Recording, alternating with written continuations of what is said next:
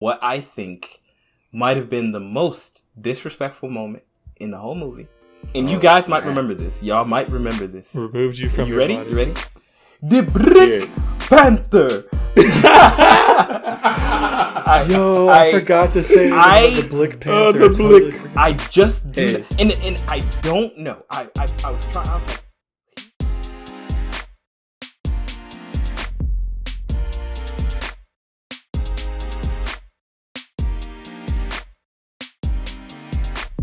Welcome everybody to another episode of, you already know what it is, the boys, the Super Agile Bros themselves.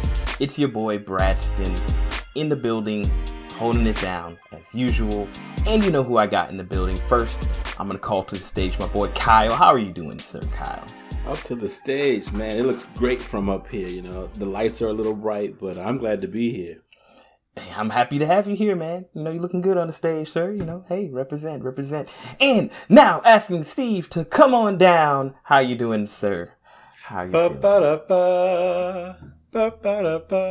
Because I'm like, I'm the celebrity wrestler.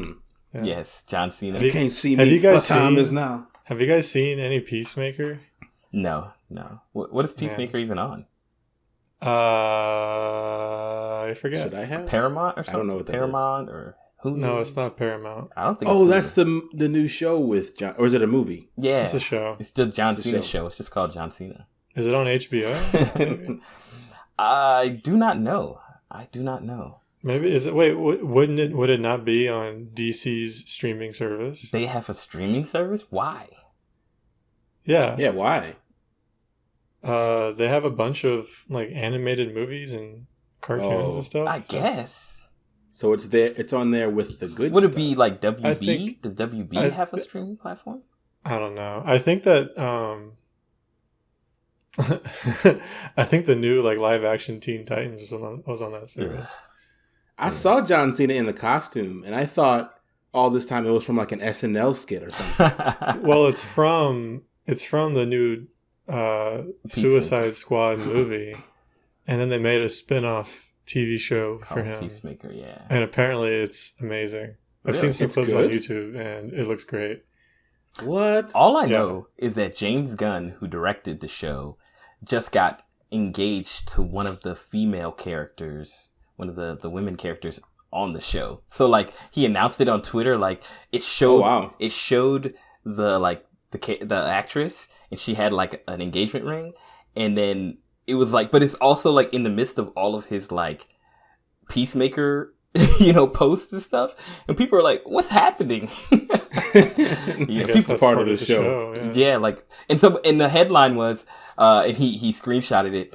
James Gunn is engaged to Peacemaker, right, as the headline, but it's like it gets cut off, truncated, the whole show, and it's like Peacemaker actress, like it's, but it got truncated. So he's like, I don't think I got engaged to Peacemaker. Reckless headlines, Yes, that clickbaity son. Everybody's like, what? John Cena? Not that it's clickbait, but that it's reckless because it didn't survive being truncated correctly. Yes. You gotta think about truncation. Yeah, it's gonna happen. You really do. You gotta think about the word truncation. Now that it's part of your vocabulary, what will you do? I will use it on a regular daily basis. Yeah, truncate wisely. You could just truncate the word truncation to truncate. I think to truncate, to trunk. Yeah, to trunk that stuff. Trunk that junk. It's very odd because I feel like the word truncate, whatever, is more of a regular part of my vocabulary because I became a developer. And as a developer, especially when you do like front end stuff and like mobile stuff, that's something you have to think about. Like, oh, how do I truncate something in an input field, like correctly, or in anything? So anyway, dev talk, fun times. So anyway, let's get into today's episode. So wait, what? I have another time waster. Do we have time? Like 5 minutes for another time waster? We'll give you 35 seconds. Go for it. 35. Right. I was eating dinner and I was with Keisha. There was a couple next to us and they were talking and I was unfortunately eavesdropping. And the girl suddenly asks, "Do you think that Super Mario is like normal size and then he gets giant when he eats a mushroom? or is he a tiny man that becomes normal size when he eats a mushroom? And I was like eating mushrooms, and I'm like, oh my god! Then you began to grow. No, but I was just stunned by how good that question was, and I was thinking about it all night, and I wrote it down to ask you guys. What was in those mushrooms? Are you sure that was a good question? Are you sure you weren't on shrooms? This whole situation sounds super suspect. Yes. It was a Thai restaurant. I mean, normal mushrooms. I would say this. I think that's like one of those questions that's already answered. Like, is a hot dog a sandwich? And the answer is yes. So I think we don't really have to spend too much time thinking about it or talking about it. But I will say, based on that question though, so Mario doesn't eat a mushroom in Odyssey. However, he does stand next to other Mario characters and to what they're calling regular humans. And his size makes no sense. He is kind of small. Well, no. There's a whole backstory behind why he Donkey Kong City or whatever. What was it called? New Donk City. New Donk City. So apparently there's some lore that bananas in the Donkey Kong universe help you to grow large. So all those people are just giants. And like he's just normal and he just seems like he's not. Because New Donk City is like... It's full of giant It's like people. middle realm between the Mushroom Kingdom and Donkey Kong World. Yeah, that's the lore at least. Or at least that's what Matt Pat and some other people have said. So so it's a theory. It's a theory. It's just a game theory. So thanks for watching. Thank you for that riveting tale and the interesting thoughts. We could definitely Stay talk away about from shrooms. We could definitely talk about some Mario sizing inconsistency and consistency in another episode. But today we do have something on the docket that is a little bit special because at the time we're recording this, it is February. It's the end of February, and more importantly, it is Black History Month. And it's Black History Year. It's the whole year. You know what I'm saying? It's everybody's year. Asian it's History like Year, Black White History Pandemic. It feels like the Black History Pandemic. Excuse me. Not that they're supposed to correlated, be? but just the period of time. That's what I'm saying. He says it's black people's fault. I don't know. I legitimately don't know how to handle that. It's like Black History Pandemic. Excuse me.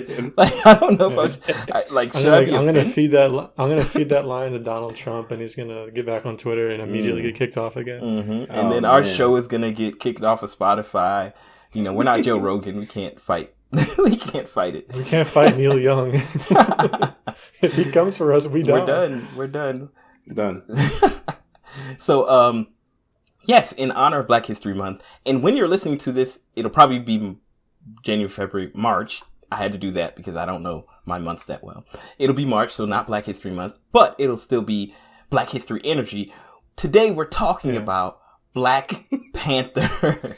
Black History Energy in March. Yes. It's the residual. You know what I'm saying? Beginning of March. So we're going to be talking about Black Panther. And I threw this at the guys. I said, hey, let's talk about Black Panther. We talked about the Marvel Cinematic Universe recently. We've talked about a lot of, we're gamers and nerds in general. And I was like, it'd be super cool to end up Black History Month talking about Black Panther. And just talking about, what's its impact that it's had on the MCU, on culture in general, and also just the movie in general. And we'll kind of just, skip around as we feel. But really, this is kind of a ode to Black history because in many ways, Black Panther is a Black history moment. It had Ryan Coogler, Black director. We had a Black main lead, first main Marvel Cinematic Universe main character of color. So it was really an incredible. They had moment. a Black villain for the first time. Black villain, So and it was that's a joke. The first Black villain ever. Yeah. Candyman. Have you seen Candyman? I'm pretty sure he's a villain. But Nah, he just trying to get by. He just trying to get by selling that candy to them kids. But yeah, there's a lot of really cool stuff. We're not gonna really. I mean. Steve threw it out there. He said, hey, maybe we should do research on the movie and its impact. And I'm lazy. And also, I just also want to speak from my personal perspective. But if we have any Black history, trivia about Black Panther. Maybe it'll show up if we get into it. But anyway, let's go ahead and get this conversation started. So I wanted to start off with just how we do everything. What was y'all like? Okay, you guys have seen Black Panther in the past, and we've all recently rewatched it, right? Right. So let me ask you guys, and this is kind of a two-part question. What is your general review rating of Black Panther? Think about it in the past and now. Has that changed? Is it the same? I just want to hear y'all's view on Black Panther and what your review of it was, in the past, now, in general. What do you think? Yeah, sure. It's a broad question, but very broad. Yeah. So I'll start with Mr. Kyle since All right. Why not? Sure. Once again, pleasure to be here. Thank you. So I've always been a fan of superheroes in general, superhero movies. Growing up, one of my favorite superheroes who was like a representation, I guess, of black superheroes was Static Shock.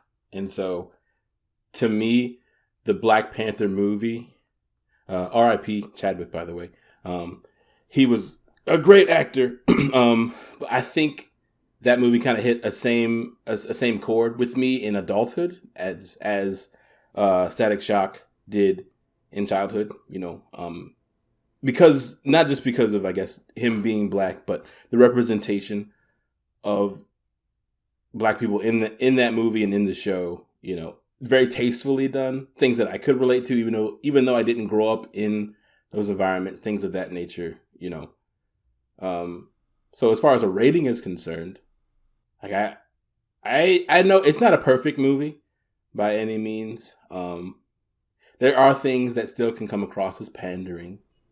But if I had to give it on a scale of 1 to 10, I'd probably give it like an 8.5. Okay, cool. Because I thought it was narratively pretty strong. The introduction of Black Panther in the other movies, I think, helped the movie, in my opinion, a lot. So maybe I'm a little bit biased on that front.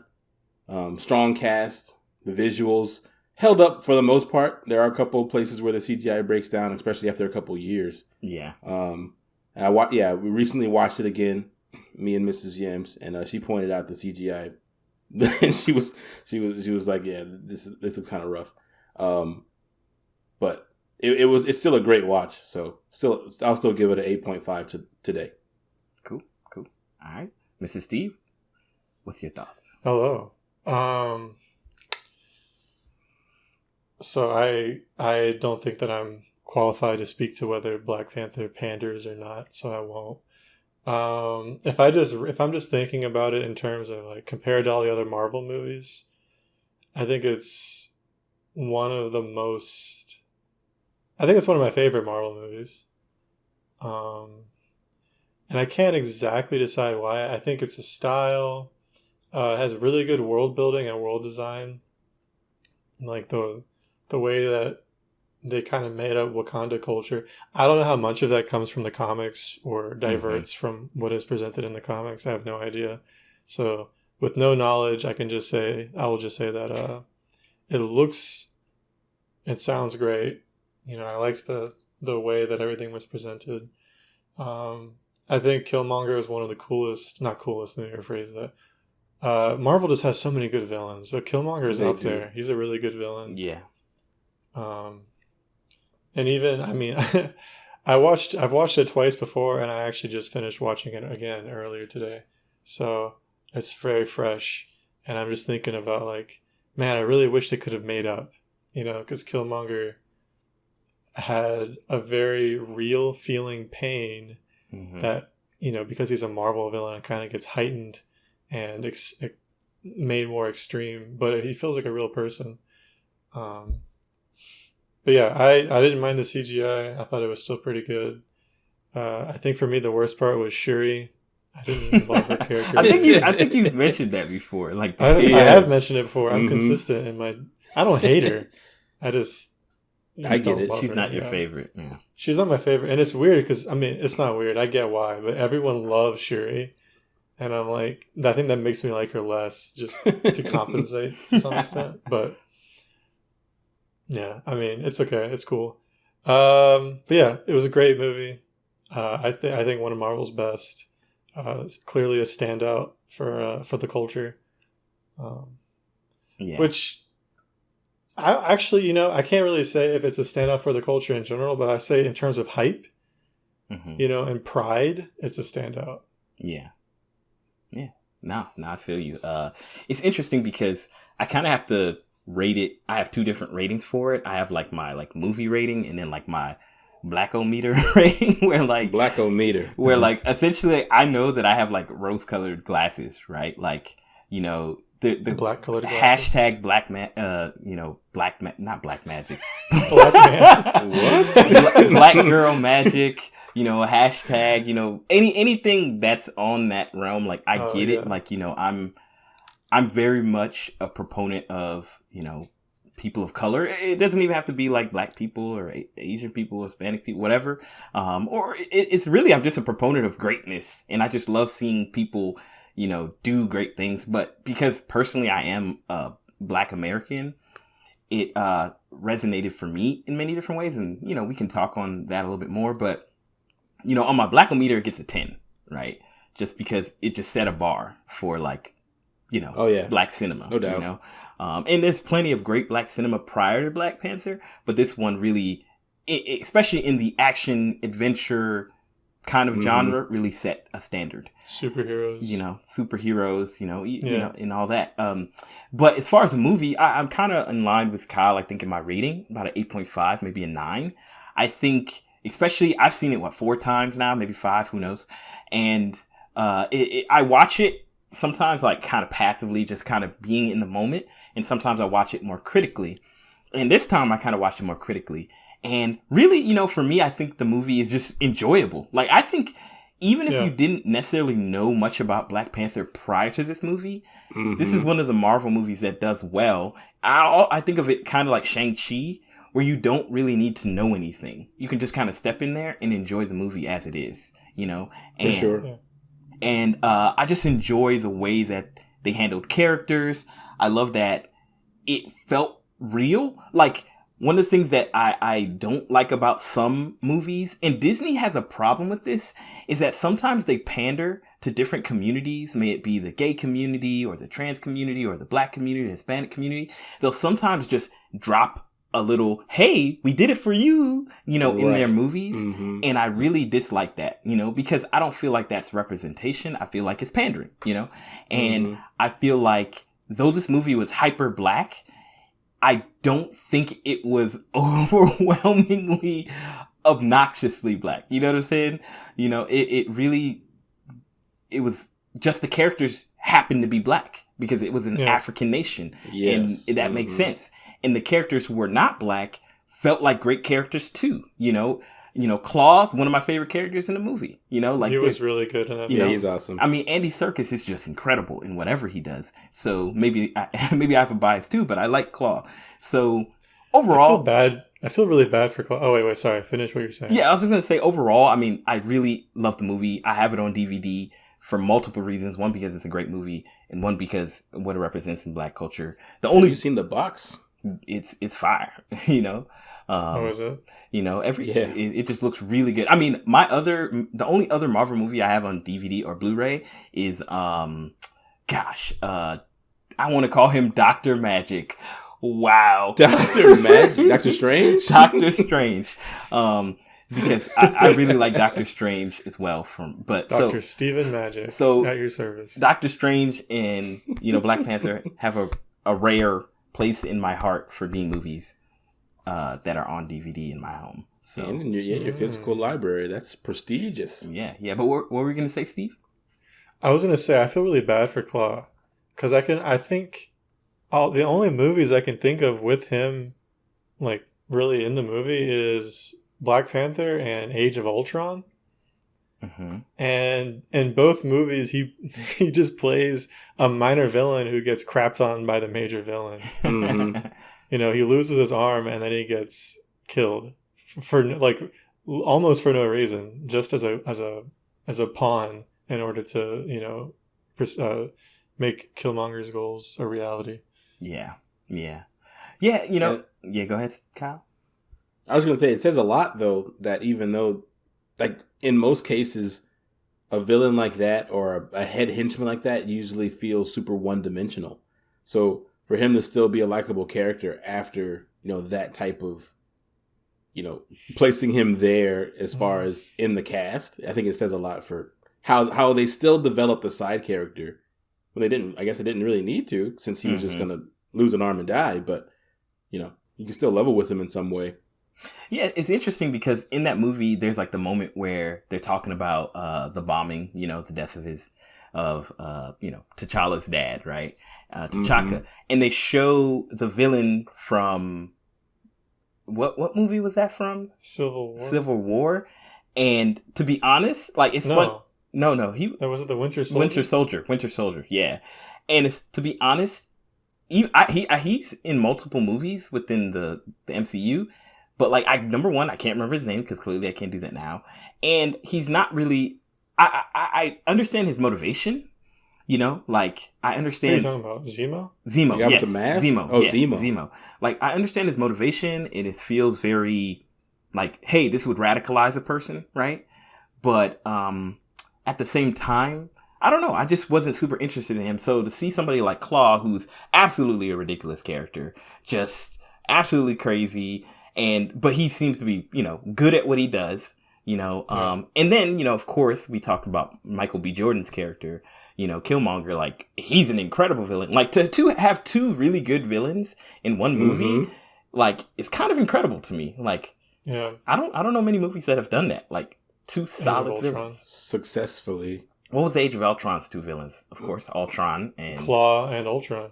Oh, so it was Claw. It was Claw again. Like, Claw's the perfect. I'm half joking. He wasn't really a villain. He just kind of showed up for 5 minutes, but he was a villain in the movie. So, yeah, I mean, he has a presence still. He did have a presence. I mean, I don't remember him in the movie, but I take your word for it. But yeah, I vaguely do. Yeah, he's the guy that Ultron goes to get a ton of vibranium, and that's where the Avengers catch Ultron again. They're fighting in the like dark factory setting. Oh, okay, I remember that. Yeah, and he accidentally he has the misfortune of mentioning Tony Stark, and Ultron gets mad and just takes his arm off. It's like, do I look like Iron Man to you? Yeah. That was a good moment. Don't James even. Spader is just so good. So, yeah, he's awesome. So I want to talk a little bit about the characters and talk about the movie, but I want to ask y'all a question just in general about Black Panther.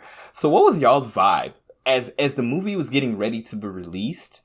What do you remember the vibe around it in its release? Like, what was it for y'all? Because I have a very distinct feeling, and I remember particular moments prior to the release, like knowing it was coming, and just kind of the culture in general as it was heading to the theaters. Like, do y'all remember what it was like for you personally at that time, or was it just like a normal release? What was it for y'all during that time? I think it was mostly a normal release, but I mean, there's some amount of hype. I don't usually get ultra hype for movies in general. There was some amount of hype because, new Marvel movie. And not just because it's a new Marvel movie. I mean, because of everything, right? But for me, the amount of hype didn't really go past any other Marvel movie I'd be really stoked about. Mm-hmm. So it's still a lot, but nothing that like is mind bending. It was for me mostly. I'm just kind of on the outside looking in. I'm seeing all my friends just kind of go nuts. Like, look at this cast. Look at this trailer, listen to the soundtrack. And I'm like, yeah, it all looks great. This is awesome. So I was kind of just like vibing with everyone else. I don't remember any specific moments thinking about the movie before it came out. I know when it came out, I saw it in theaters with a group of people. I think you might have been there. I wore the most African clothing I could find. I think so. Yes, nice. Yes. I have a daishiki from South Africa, so that was my celebration, I guess. Steve got so many fists, like black fists, like yeah. People punched him. They were every time they saw him. Somebody walked up to him and was like, "You dating a black girl?" Dude, have you seen? I'll send you guys the picture. he actually took two photos of me that I had sent her in the same day, and one was like in the morning before I showered. I'm just wearing whatever, and then later I changed. I forget why I was wearing it. Maybe it was for the movie. I changed into the dashiki, and I had like showered and combed my hair a little bit. And I think I shaved too. So I just looked neater and more presentable. And I sent her. And she took both of the selfies I had sent her that day and made it into a meme. Like, before you date a black girl, after you date a black girl. Got him. Change your whole life, son. Yeah. No, she's aware. But yeah, that was my experience. I'm just happy for my friends, happy for the culture. Yeah. And it was a really good movie. I was not disappointed at all. Yeah. Except for sure. Yeah, the theater experience of Black Panther was incredible. Mm-hmm. Great experience. Yeah, I don't particularly remember anything like stand out. I was like in the same vein as Steve. I was hyped for it. It's definitely at the point where Marvel couldn't miss, and the cast was great. The trailers, all of them.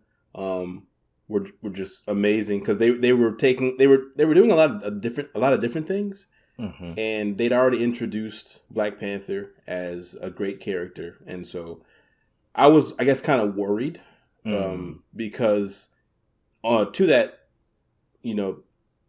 since Marvel couldn't miss, it was like, was this going to be the one where they just messed everything up because they were trying, I guess, too hard in a way, Yeah. Like, is this really the move to make? Because, nobody had done it very well at that point. And so a lot of risk involved, and then, the hype was through the roof. And even if the movie was great, which it was, like the hype, reaching a certain amount of hype is just always daunting. And so I think it met the hype very well because it wasn't necessarily safe. And it took a lot of liberties. It changed a lot of the formulas, so it exceeded expectations. So I wasn't worried afterwards. And so, after the worry, I was good. Yeah, no. It's interesting because, I grew up in a very like African American setting, right? Like everybody I knew was black. You know what I'm saying? Matter of fact, I lived down the street, 2 houses down from, the manager of, goodness gracious, not UGK, but he basically a very popular rap group. My memory is just blowing up right now. But anyway, and a lot of my community was very like, Afrocentric at times, sometimes not so much, but, that's kind of my background. So, moving into the more broader scope where I was kind of in a more diverse environment, I've had a lot of different types of friends and different cultures. And it was very interesting to see kind of the dichotomy of like how people were hyped for it, right? Like, I think one was like the average person, like Steve, was saying like, hey, this movie looks really cool. I'm looking forward to it, right? And then I saw the other side where people were like, this is a moment for the culture. You know what I'm saying? Like, they were like, this is everything. And like you said, Kyle, like, man, they are taking a chance here. There's, it's a majority African-American, black cast, African cast, a lot of just people of color. The director is a person of color. I think there was a woman, like a cinematographer. There's just a lot of things going on with the movie, right? And it was like super duper hyped as far as like them putting it out. Like they were publishing a lot about it, Disney and Marvel. And I was like, like you, Kyle, I was like, yo, this cannot be garbage, because if it's garbage, we don't get another one. Only chance. And I remember laughing because I was talking to somebody, or they were just telling me about how hyped they were for the movie. And they were like, yeah, I'm going to take the day off, right? And I was like, okay. And then one person was telling me, yeah, I'm going to get all of me and my friends, we're going to wear dashikis. We're going to go full African garb, African shirts, African pants. We're going to wear hat. Like they were like all in, right? And then I had a friend on, I think Instagram say, I'm taking the whole week off to celebrate gosh. the movie. And I was like, my goodness. He's like, I'm gonna see it every day. I'm gonna be having my living room is open for discussion. I might be elaborating on that, like exaggerating on that point. But like it really felt like a moment for some people. Now for me personally, I felt like it was a moment, but it was a lot of fear in there, you know, because I knew what it represented. And yeah, I think it delivered beyond my expectations. I remember being in the theater and being like, this is so incredible. Like on just like, not even like on some like black people stuff, but I was like, this is just a well done movie. And it's a great movie. And it just feels like a non like stereotypical take on any culture. You know, if it was, you know, I can't speak on Shang-Chi, but to me, Shang-Chi felt similar, where it felt like an authentic take on the Asian community. But once again, I'm not Asian, so I can't say. I'd love to hear from our Asian fans if that was the truth. But at least I feel like Marvel has done a good job from the cultural standpoint. You know what I'm saying? Yeah, I don't know. And I think even if you're not part of those communities, like, you know, most people are receptive enough to see like kind of the pandering, or when a movie is relying on like stereotypes and stuff like that to kind of make the movie seem like it's for that. I think you might have touched on it earlier, like making the movie seem like it's for that community, or that the people in the movie that's making the movie understand the community because they're shining bright lights on different aspects of it. And it was like, you know, both Shang-Chi, however you say it, and Black Panther, neither of them like had those moments where it's just like, hey, remember, you're black. This is for black people. Yeah. Never did that happen. And I'm Steve. Let me ask you this, and you kind of said it earlier, but from your perspective, did you ever feel like the movie was overly, you know, pandering, or did you feel that, sense that at all, or did you just feel like, oh, it's just a movie that just happens to be like black people in it, you know?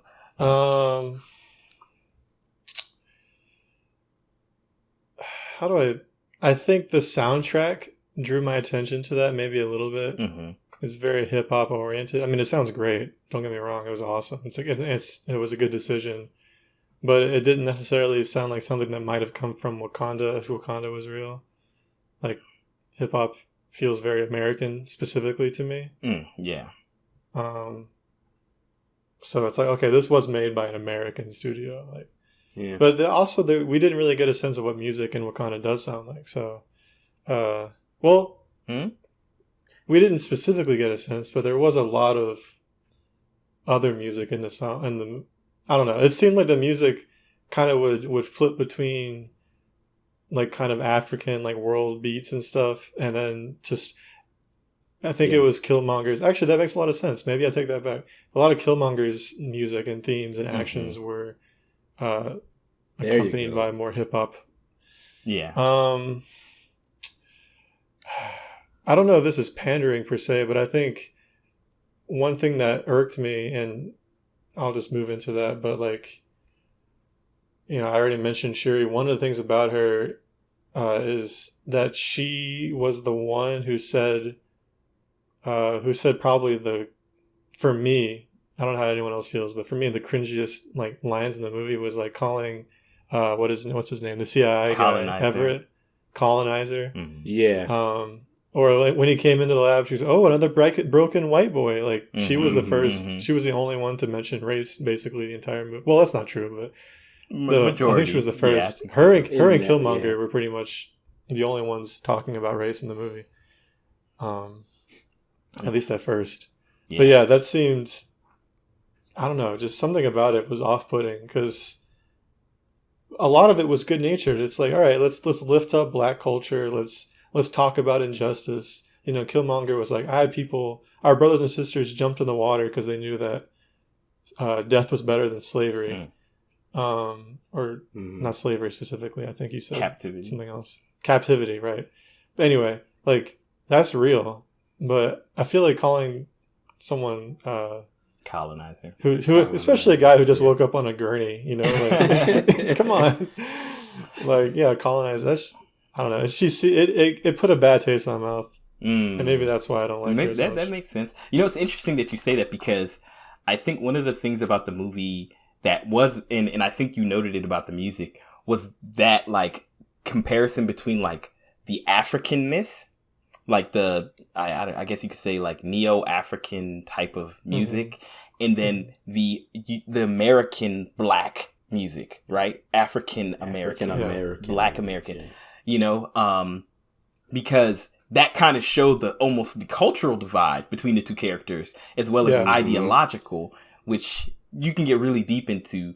But I personally really like the music in the movie because I think like like you said, the Afrobeat, like that to me, like I've heard a lot of it, but once again, I'm not like I wasn't born in Africa. I'm Jamaican, so I'm by way of Africa, so for most of my musical culture is like a Caribbean and American, right?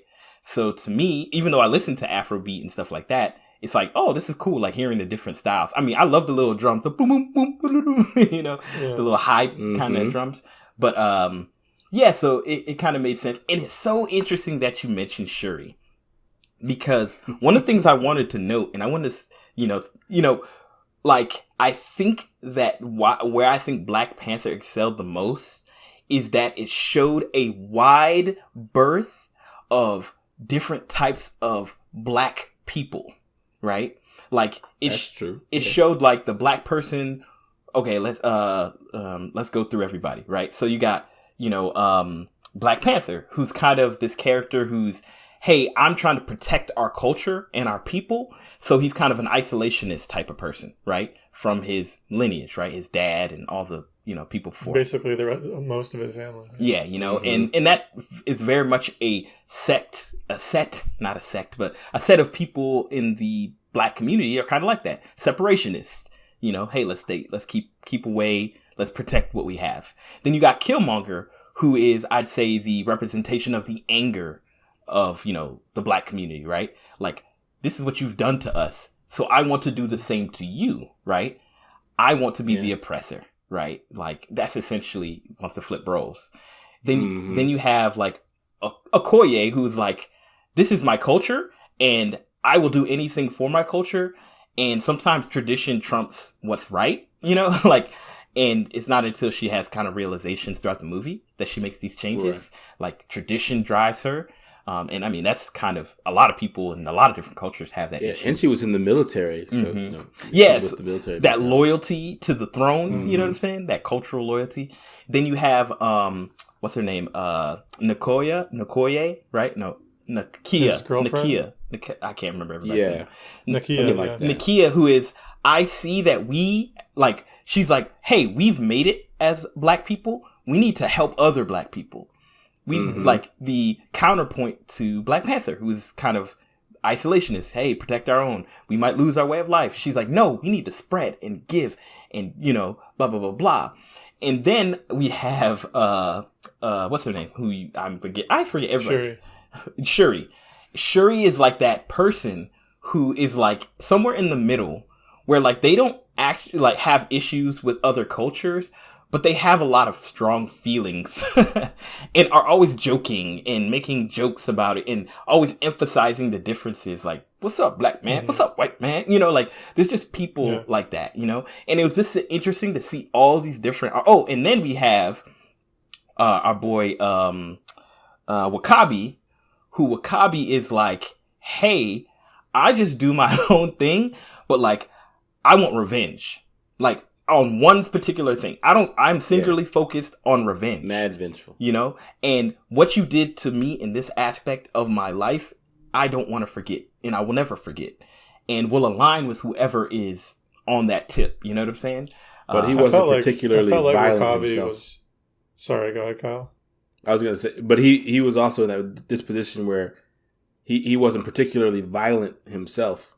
Mm-hmm. Yeah. Like, he fought when he felt like he needed to. When he was called to. Yeah. When he has an alignment. Like, I felt like his actions were the weakest part. One of the weakest parts of the movie, actually. And I think some of his motivation, I was thinking about it, is that he's also a little bit jealous of T'Challa. You know what I'm saying? Like, like, think about his tribe. Their tribe is the Protectors. And they kind of live outside of Wakanda, like on the edge. And they're the ones that are at the most risk. But like everybody else, I don't even know what tribe particularly that T'Challa was in, because they never say the name of it. But like his tribe is kind of in the inner sanctum and safe and protected, and he puts himself at risk, and they kind of forget their needs. You know what I'm saying? Like, hey, remember, there's like people out here trying to kill us. Like, go take care of Scar. Like, he's a threat, and he killed our family. You know what I'm saying? He's like, oh, don't worry, right. I'll take care of it later. Well, that's a good point you bring up, is because, since they were on the border, that's why, I didn't really think about that connection. His people were the ones that had to deal with Claw on the way in and out. Mm-hmm. Yeah. Wow. Yeah. Like, they're kind of the warrior side. Yeah. They didn't bring it up, but I also have to wonder, like, who are the people? Because there's like a newscast at some point when they're talking about, oh, poor Wakanda, they don't have any money. They're all dirt farmers. And there's like video of people walking around in like, dirty villages and stuff. Uh-huh. And I'm like, so are the border tribe actually living in squalor in order to like create this image of a poor African third world country? Yes, I think someone so. is. I think so. Because when they're flying in for the first time, and he's like, it never gets old. They're flying over the fields, and you see like people just walking like normal people, and they're waving. They like, hey, what's up? The ship is here. Like, it seems like some group is just fundamentally just out there. Even in the richest city on the planet, there's still, I guess, a impoverished region. Yeah, and the question is, are they actually impoverished? Right. Yeah. I wonder. Oh. Also, wait. I just realized that was the people he flew over. That was inside of the hologram, right? Outside. Yeah, that was outside. They were still outside at that point. Okay. Yeah. That makes sense. Yeah, because they were flying in. There was like the children waving, or the people, then the horses, the people riding the horses waving at them, and then they hit the barrier, and it went inside the city because it was still, yeah. I wonder if it's like, instead of being in the army, well, I guess they do have an army, but part of, I guess, your service to your country is that you have to live a year outside the city or outside the... Is there just one city in Wakanda? It's such a small place. That's something I was thinking about when he was flying in. I was like, wait a second. Wakanda's been around for a long time, apparently. Thousands of years. And I was like, how are they managing population in a, like they have to kind of expand, right? Like, from a just purely geographic. It was hard to tell. I think you can't think about it too much. Because he drove straight to the center, so it's they didn't really show us how long the ride was. And then when they show Wakanda in other movies, it does make it seem small. Like they siege the border, or whatever you call it, and then like they're never too far away from the spire that they're trying to get to. Well, so it's really, really strange. Well, maybe it is much larger than we think, because there is that moment where Commander the pilot is flying the ship, but it's like he has a significant amount of time before they break the barrier. So it seems like there's a significant amount of landmass that Wakanda is over. So maybe like on a map, Wakanda looks like a normal country. And then like it has a large extended bubble, but it has like a border region, which would make sense, right? Yeah. I think most of it's in the bubble, but some part of it extends past the bubble. Yeah. Just the like century part, something I did, and I want to hear, like, I want to talk a little bit more about the movie, definitely the cultural impact, and we could talk more about the culture in it. But for me, something that really interested me about Wakanda in general is that I'm super interested in, number one, the tribal structure in the past, like, of Wakanda, right? So they didn't really give a time of when, First of all, okay, let's take a step back. Wakanda is essentially like I don't want to say infected, but direct, like it was an alien like some kind of alien comet, right? Like, oh, the Vibranium. Yeah, because it's not from Earth, right? And not only did it bring Vibranium, it brought the flowers, right? No, I think the flowers are... Maybe they're Earth flowers, but they mutated because of Vibranium. Vibranium. So the Vibranium affected the... I I never thought about that. So it makes vibranium into kind of like a... It's a plot device. It's a huge plot device. It does everything. Mm-hmm. Everything. Mm-hmm. So do you guys... I don't know much about the Marvel Universe, particularly Vibranium. Is Vibranium, like, associated to some other alien race? Or is it just purely like, this is the only, like, Earth randomly has Vibranium from some random comet or something? Oh, like kryptonite, I guess? Like, it just came from somewhere else and there's a deposit? Because didn't they say it was something that landed? Or am I tripping?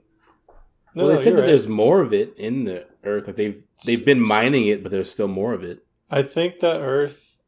So, all right.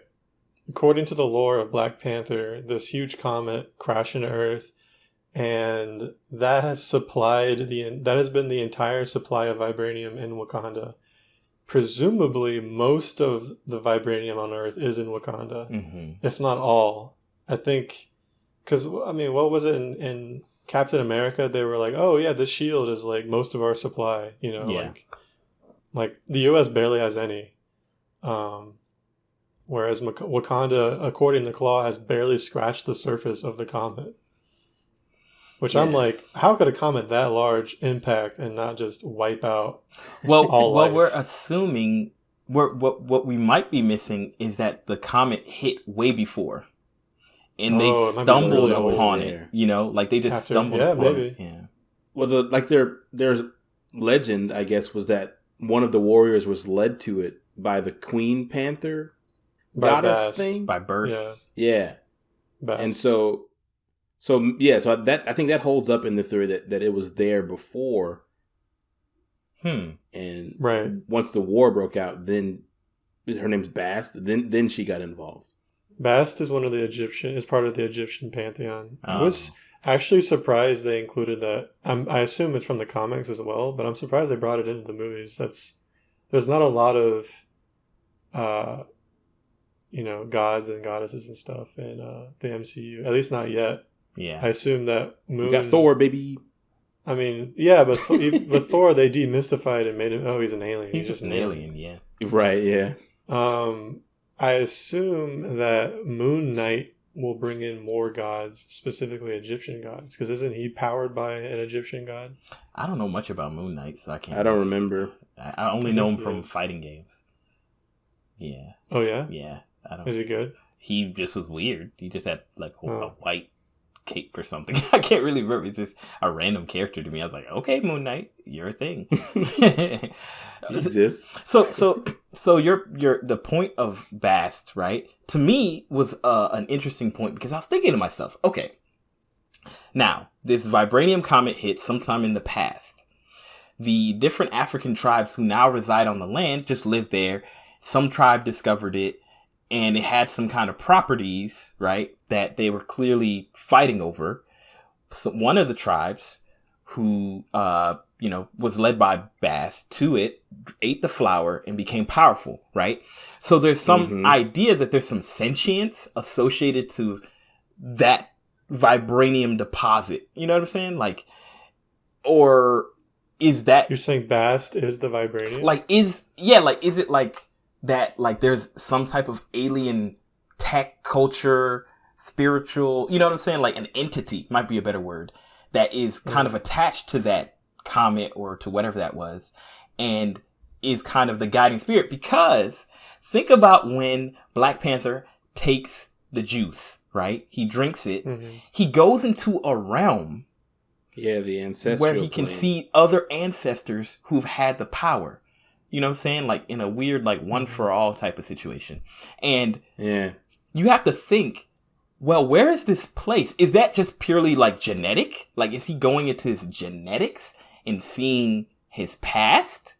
Because, what's his name? Killmonger had a very different experience. Very different. Oh, wow. You know? Right. But he is of royal blood.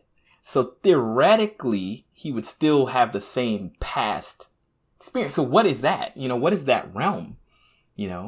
Is it a place, a physical realm? Is it heaven? And if it's heaven, does that imply that Killmonger's dad did not go to heaven because he was like trapped in an apartment? Yeah. Or is it purely a machination of the mind? What were you going to say, Kyle? That's what. Yeah, I was gonna kind of lead into that too. You know, who's actually present in the ancestral plane? Yeah, like is it all from the perspective of the viewer, and everything else is, kind of made up, or is T'Challa's dad, T'Chaka, really like stuck in the ancestral plane all the time, just standing there in his old body? Like that doesn't seem like a, I guess, being at peace. I guess you know what? It's a weird transition. It could be both. There's some stories where like, all right, you really are talking to the ghost of your father, blah blah blah, but what you're seeing is being projected from your own mind. So you see him the way you remember him. You make up this world. Yeah. Although I will say that even though Killmonger had a different experience, if you looked out the window during his vision, it still had that same same purple skybox. Yeah. Skybox. Yeah, exactly. Unity skybox. Yeah. Mm-hmm. Yeah. Default. That's the default ancestral skybox. It's just every vision is the default. Oh, we need to change that. It's been there for millions of years. They haven't upgraded in centuries. Yeah. As soon as they eat the berry, they see the Unity logo. It's a loading. No, I mean, that's a good point. I mean, it could really just be more of a hallucinogenic state, like a dream state that's like an altered mind, but you're not actually going anywhere. Right? It's like you have a dream and you see people that you know, and then the way that the people act in your dream is based on what you would expect from them, right? Like he spoke to his dad, but it was kind of more like an inner monologue, right? Of him trying to figure out himself. Like he's like, I see you, Dad. What do I do? This is the reason I did this. It was a piece of my history that I wanted to omit, right? Like he's just filling in the gaps from what he thinks his dad would say based on his memories. That could be a part of it, or it could be somewhat mystical, right? Like you tap into the life stream and you can kind of see some type of figment, of that world, and part of me thinks that it is kind of both, because Killmonger's dad showed a new emotion whenever he was talking to him. Like from what we were shown, Killmonger's dad was always under this guise and, keeping his son protected from Wakanda. Told him about it, gave him the tattoo and all that, said he was going to bring him there one day. But like in the flashback, or whatever you want to call it, when Killmonger was in the apartment with his dad was showing a lot of regret for how he brought him up. And so for me, that seems weird that Killmonger would impress that upon his dad in his own mind. Especially he might even like see his dad as being like, you're doing the right thing, son. This avenge me, if he were to have a vision, It's interesting because like I was thinking like, okay, like I wonder, and this is just pure speculation, nothing, I have no extra knowledge. What if like for past Black Panthers, when they wanted to get insight, they would like remove that power and then go to that realm to learn from a past Black Panther. Like, hey, like, I don't want to talk too much about the Avatar, but there's like this idea that the Avatar... I was thinking that like too. The Avatar state allows you to kind of commute, get some advice. And you can kind of commune for a little bit, a short period of time.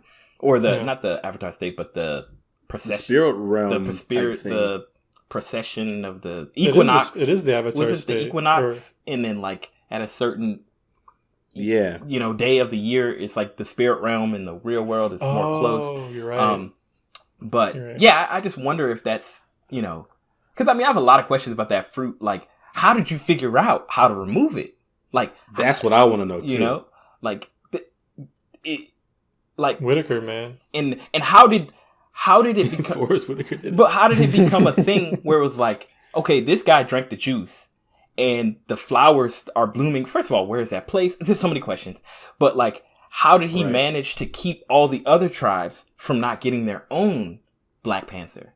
You know what I'm saying? Their own version. Well, it seems like they all agreed to live Submit under to him. the first Black Panther. Like, it wasn't by force that he won. It was chosen. Consensual, yeah. Though? He wasn't chosen by them. He was chosen by Bast, but at least in the little legend at the beginning. And you can see how it works out later. Like, they take away his power, and then anyone who wants to can challenge him. And they, at least in the first part of the movie, they were totally fine with him being, most of them were totally fine with him being the king, so nobody challenged him. Well, I was going to say, I mean, is that completely true? Because we have the whole issue with the, what's his name? Not Wakabi, but M'Baku and the what was the tribe called? Jabari. The Jabari, right? They specifically were like, we're not going to do this. We disagree with this. We're going to go into the mountains, right? Okay, right. So other than them, everyone else agreed. But why not, if you disagree, seize power? Try to get a Black Panther power and get 3 Black Panther soldiers, and you know what I'm saying? Like, was it that... I don't... You know, did he have special knowledge? Like, is he the only person who knew how to cultivate more flowers? Like, was there only one? And then, like, you know what I'm saying? Like, yeah, that's a good question, actually. It didn't seem like everyone was present when the first warrior was chosen. And then when they described the power, I guess, of the flower, it just says it gives them enhanced abilities. It doesn't just say that it makes them stronger. So maybe the disparity between that warrior and everyone else was just so large at that time, and then nobody, I guess, felt compelled that they could win, and so it allowed for the establishment of, I guess, their traditions now. Because it would make a whole lot of sense for the Jabari at that time to revolt if they thought they could win. Yeah. It also didn't seem like the Jabari were necessarily at odds with the rest of the tribes. They just preferred not to work together because they were considered Wakandans, but they were part of Wakanda, mm-hmm. and they had all those rights and stuff. I guess they didn't have any advisors at his table, but that very well could be by their own decision as well. Yeah, isolation. That's a good point. Yeah. But and one thing about that origin story is they talk about multiple tribes settled on the land, right? Yeah. So they were already like a community. But they were just separate tribes, right? They have their own traditions, but they were like a country, like a unified.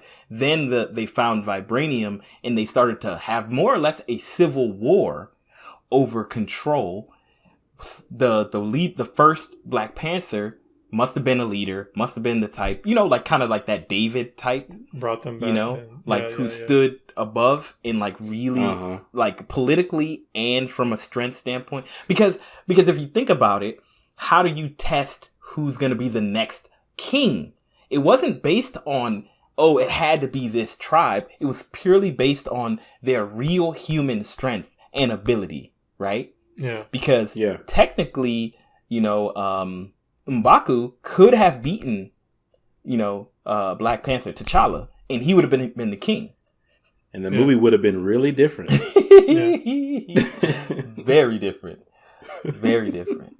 So I wonder how many times it's changed hands from tribe to tribe, Oh, actually, if you look back at the Black Panther when he's in his vision, there are different types of Black Panthers with like different kind of garments. Oh, different garb? Yeah, maybe. So it's probably just changed hands from. That's cool. Which is kind of cool. That is really cool. That's a lot like the Avatar then. Mm-hmm. Yeah, like the different tribes. But I wonder how many of the M'Baku types.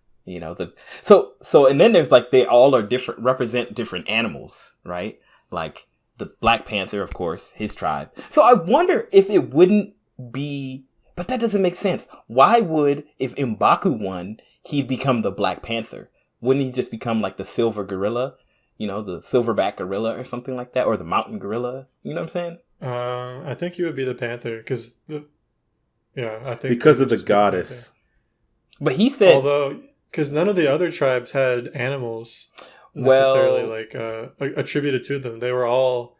It was like the Panther represented all of Wakanda except for the Jabari, who kind of have separated. Because he said, praise to Saruman or something, some other name. Yeah. Because like if you hear all the other people, they'll be like, praise Boss or whatever. They'll say that, but whenever M'Baku would speak, he'd always say that other god. You know what I'm saying? Like, so it's like if he would have won, he would have changed it personally. Went against the tradition and made it about be the first. I guess that's fair because none of them have ever tried to win or have ever won before, right? None of that tribe. So. Yeah, so they insinuated that they didn't. Yeah. But so this would have been a first. But I would assume that Wakabi's tribe, maybe their animal was the rhino, because they were like rhino leaders. Yeah, I still think that's a stretch, but it is. Yeah, it's just, how many rhinos did they have? I only saw. They had like 3. They showed 3, but there might have been more. Yeah. It's interesting. I would definitely like to see like a series that was more focused on the Wakandan structure than That'd just awesome. Purely Black Panther as a member of the Avengers. And his external affairs. It'd be really cool. I want to see home life. Yeah, it'd be really really cool. So speaking of that, I had to change the topic. I don't know what you have in go mind, for it. but we actually have a suggestion here in the Discord. Hey. And the suggestion is, let's hear some hot takes for the Black Panther sequel and where you guys sit on the replacement for Chadwick Boseman spectrum. The replace Chadwick Boseman spectrum. Okay. I So, I want to definitely talk about that, but okay. Let's talk about it. And then we'll see, because I have a whole bunch of thoughts about the movie in general, but it'll probably come up as we talk about it. I guess I can go on my takes on Black Panther 2 and here. Go ahead. So I don't know. I've been thinking about this. I think there's the Shuri route, because I think even in the comic there's she becomes the Black Panther. So that's definitely. But here's the big thing that I'm very much interested about Black Panther 2. Okay. I know it's unexpected for Chadwick Boseman to pass, so that, wasn't their plan. But one thing that stood out was what Killmonger did when he took over the throne. He became Black Panther and said, burn all these flowers. He said, there's not going to be another king. I'm the last one. Or the last Black Panther, at least. Mm-hmm. Right? So, in many ways, it was the end of the Black Panther line, or at least the power set, right? But one thing that I was thinking about, I was like, well, the reason that Killmonger did that was, one, because he's been trained to do it, but also because he knew that Wakanda had an extreme technological ability. So he knew that even if they didn't have the Black Panther, they could probably still oppress the world from a purely technological standpoint. You know what I'm saying? I mean, that's probably true, but I don't think that was his line of thinking. I think it was to destabilize, because he didn't really care what happened to Wakanda, right? He was just trying to make the world a worse place, pretty much. Well, he said that it would be the Wakanda's empire would never fail, right? So he was going to plan in the middle of Wakanda. I honestly think him burning it was just to make sure that no one else could have the power. Like you said, who's to stop some agents from coming in and stealing some and having 3 Black Panthers come and fight him. But why would he be afraid of that if he knew that essentially once he took on the throne, 90% of everybody was on his page, Killmonger. Like the only people who really fought against him was Black Panther, like at the end of the day, because Okoye was on the team. Pretty much everybody was on the team. Like he didn't have to contest anything, like from an internal standpoint. Yeah. That's partially true. I think he definitely had some people who were actually loyal to him, but a lot of the people seem to just kind of be going along with him because that was what was traditional and he was the king. To me, I think that the burning of the garden was more of like a power move, because I don't know. I have a hard time believing that their garden was the only place that those flowers, like maybe they hadn't found the rest of them in the wild. So maybe, that was definitely the easiest place to get them. But it's like, it was a wildflower to begin with, so to think that those were the only ones, I think, I don't think that could be right. Yeah, I mean, I think fundamentally, this is a movie, so they're gonna write a way into bringing back the flower. But like, to me, the fact that was burned means that there's a problem. They need to find another solution, right? For sure. It's definitely something they're gonna have to address correctly and not just ignore. Yeah, that was a big moment in the movie. And it's interesting. And I'm so mad that she only grabbed one herb, and she could have grabbed 2 and used one to, offer to M'Baku and then use one to grow more in the future. But instead, she only got one. Yeah. It was for suspense. It had to be a tense moment. But that was before they started burning anything. She was just trying to get in and get out, right? She's been deep cover. No. She was watching them burn, and she was like, "Oh, I gotta go right now." She grabs him from the back. Yeah, I think it's just like her nature of being deep cover. Like, hey, I don't even want to take the chance that he sees me. Because what happens if he sees her? Like, it's done. Like, he's gonna catch her. She's not fast enough. She's not strong enough. So it's he will kill. And he will kill. He was quick to kill. You know. He almost killed the attendant in the garden for saying we can't burn these. Yeah, right. Yeah, he was like, "I'm gonna choke you out." You know, he was gonna kill Shuri. Like he was. It wasn't like a really extended like, "Hey, talk." He had Shuri down. She said some trash, and he was just like, "I'm going in for the kill shot." Like it was all full kill. You know, he killed that other guard. Mm-hmm. He did. Yeah, it was cut her neck, cut her throat. Yeah. So I guess my take on Black Panther 2 is. I think what it's going to be like is that most of the movie is going to be who is the next Black Panther. And like it's going to end the last portion of the movie, maybe the last 30 minutes is going to be somebody becoming the Black Panther. So a lot of it is going to be like the aftermath of losing Chadwick, not having a Black Panther, the destabilization of the throne, figuring out what to do. Shuri probably stepping up from a technological standpoint, like her kind of acting at the behest of, you know, the throne because she's the princess. Yeah. But I don't think like it's going to just start with somebody drinking the juice and becoming the Black Panther.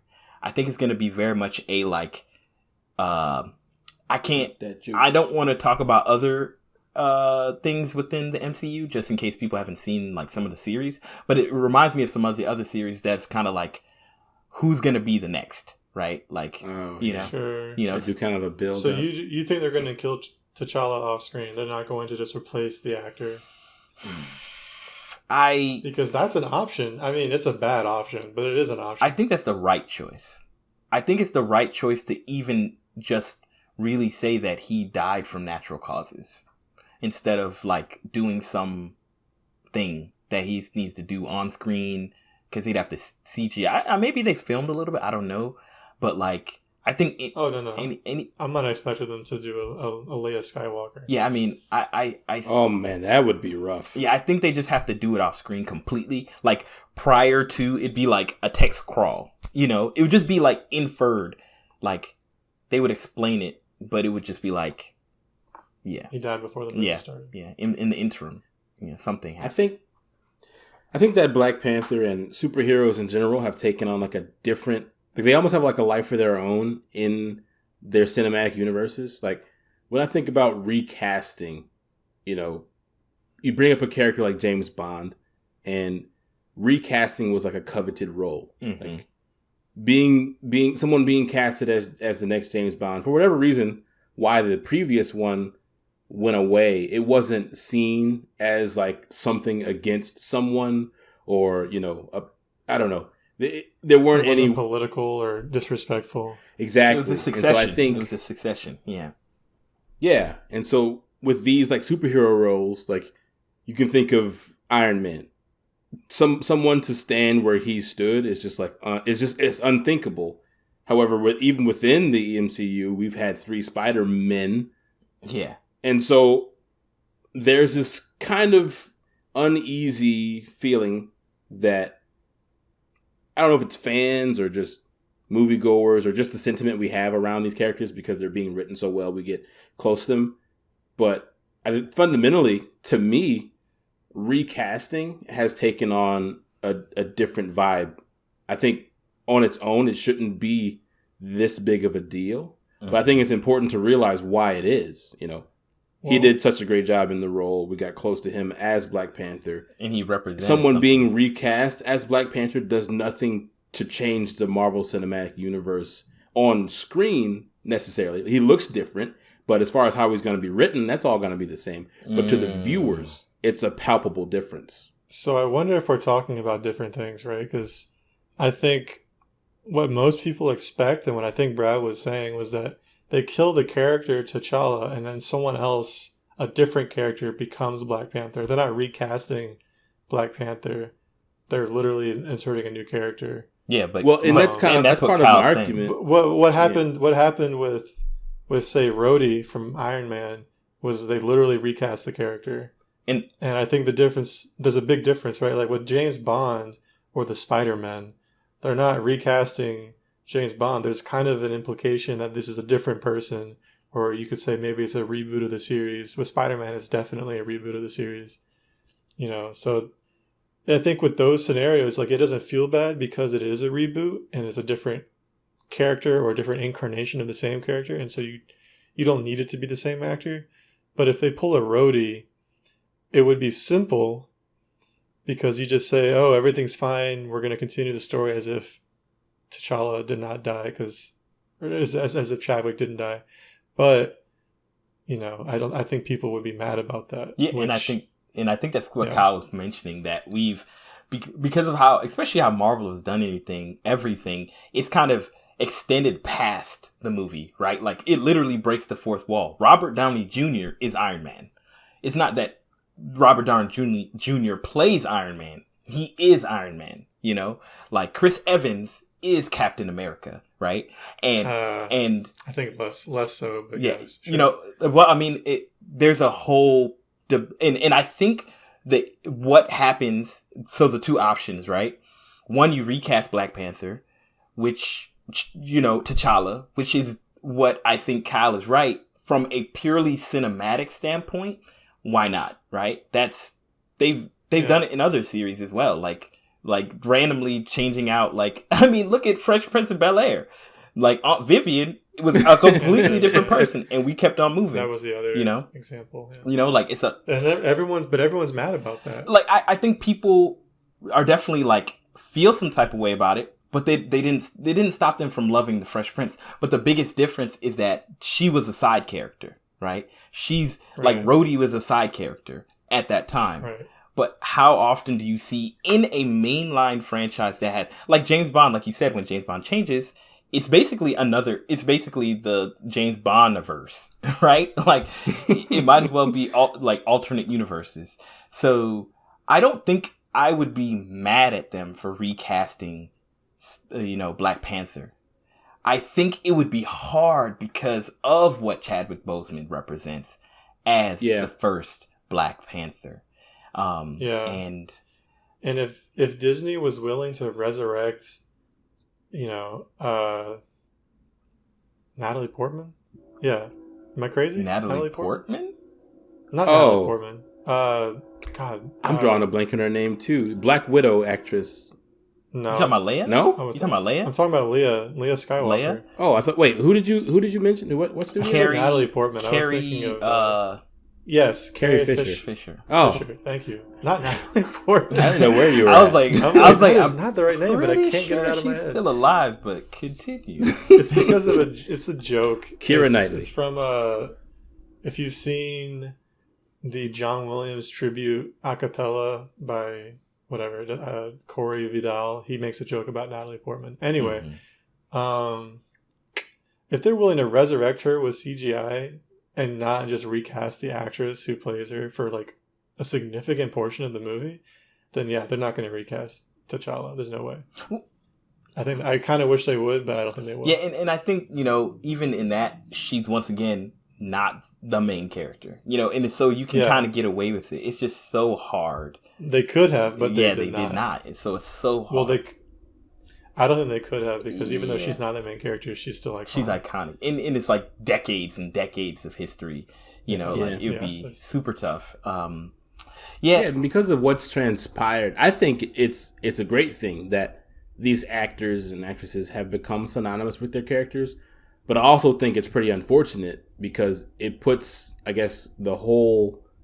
I don't know, not the story. I'm not worried about the story, but it puts the whole situation in a weird spot. Yeah. Because it's a fictional character who is, so tightly woven into a real person. And it's just the limitations that fictional characters have, real people, or limitations that fictional characters don't have, real people do have. And so there was no clause for this situation to happen.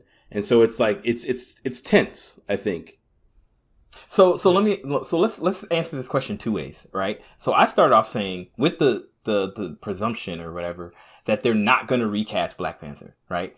So let's go 2 routes. I would like to hear, what do you think the movie will be like if they don't recast Black Panther? Chadwick Boseman passed, so they do something with that. Or what will it be like if they just recast Black Panther? So I already shared what I think they'll do. Like I said, I think it's gonna just be what the power struggle within, Wakanda, who's the new Black Panther, and then toward the left end of the movie, we'll find the new Black Panther, and that they'll be crowned. And I feel like it's gonna be somebody that we haven't seen yet, but I don't know. What do you guys think if they don't recast Black Panther? If they don't recast, meaning that they have to replace the character as Black Panther, right? Mm-hmm. Yeah, okay. So if they don't recast, if T'Challa's dead, I think there's a big chance that they would have gone with Shuri, like in the comics. I wasn't thrilled about that. Everyone talked about it, and everyone loves her, so that was a popular idea. I think recently there's been some drama with her and like being unwilling to get vaccinated for COVID or something. I don't know much about it, so I don't want to start any rumors. That's just Shuri being Shuri. Letitia, right? Latita? I don't know. Oh wait, the first time I said her name, I said it right, as in like correct. I forgot her name actually. Yeah, right, it's W. Yeah. I thought you were. Yeah, I was like, yeah, Letitia. Yeah, that was a weird. But that's her full name. Got it right. Yeah. Anyway, I wouldn't have been pleased with it personally, but I think it would have been a pretty decent option. I don't know if her character would have to go through a lot of changes to become the Black Panther. She ain't ready. Because she's still a kid. Like, in a lot of ways, she's still a kid. Yeah. Yeah, they have to do like a time jump or something. They would have to do a time jump or just make her into like the Black Panther equivalent of Spider-Man. Like that quippy, tone of the Spider-Man movies. Yeah. Not like quippy, but like a coming of age type story. Yeah. If it's not her, I could see maybe Wakabi? I don't know, man. Okabe, yeah. I don't think they're going to introduce somebody, Okoye, not Okabe, Okoye. Oh, she'd be good. She'd be a great one. I never thought about that. That'd be gangster. Yeah, but so Nakia already turned it down in this movie. She's like, I'm the spy. I can't do that. But then again, now she might be she's the queen, right? Didn't she agree to marry him? Or at least be with him? That's the interesting thing, because I think you're somewhat on track, because one thing that is clear about how the succession of the next Black Panther works is purely on the bloodline, right? Because the person who would have fought, if the Water Tribe does not send anyone to fight. If the Water Tribe were to send somebody to fight, it would have been Nakia. She would have fought T'Challa, because she was the prince, the crown princess. And, Wakabi would have fought T'Challa. And, of course... the leaders of their individual tribe. So I feel like, just going off what you're saying, I feel like the options are Wakabi, Nkoye, M'Baku. Wait. Are you mixing their names? Yeah, up? M'Baku, Wakabi, Nakia, M'Baku. Who's? It's Okoye. Okoye. I've been mixing up Nkoye. It's Okoye and Nakia. Sorry, forgive me. M'Baku. I don't know if it was M'Baku, I would be down behind that. I would actually support. He better be the Silver Gorilla, son. It would be a super gangster take. Like, I will feed you to my children. he's a quippy type, but he's somewhat serious. So he'd bring a little bit of that T'Challa feel, where T'Challa was always kind of serious, but like he was sassy. He had a little bit of that sass, but like I think he's regal. Yeah, he felt like a king. He could pull it I off. will feed you to my children. I'm kidding. We are vegetarians. Just barking at this thing. So I'm going to take a stab at these questions. So, okay, never mind. I won't then. If you say one more word and I'll feed you to my children. So, to the question about if they don't recast, I don't know what they would do. I lean towards also. Wait, before you continue, I didn't answer the question. Oh, go ahead. I think it would be, I named all these people. I do think that that whoever it is will be crowned near the beginning of the movie. I don't think it'll be a movie about finding the Black Panther, because to me that sounds very political and not very Marvel. I think it'll start with that, and then they'll have to prove themselves, kind of like what he had to do. He had to prove himself to be the Black Panther. Mm-hmm. Sorry, that's my hot take. Please continue, Kyle. No, it's cool.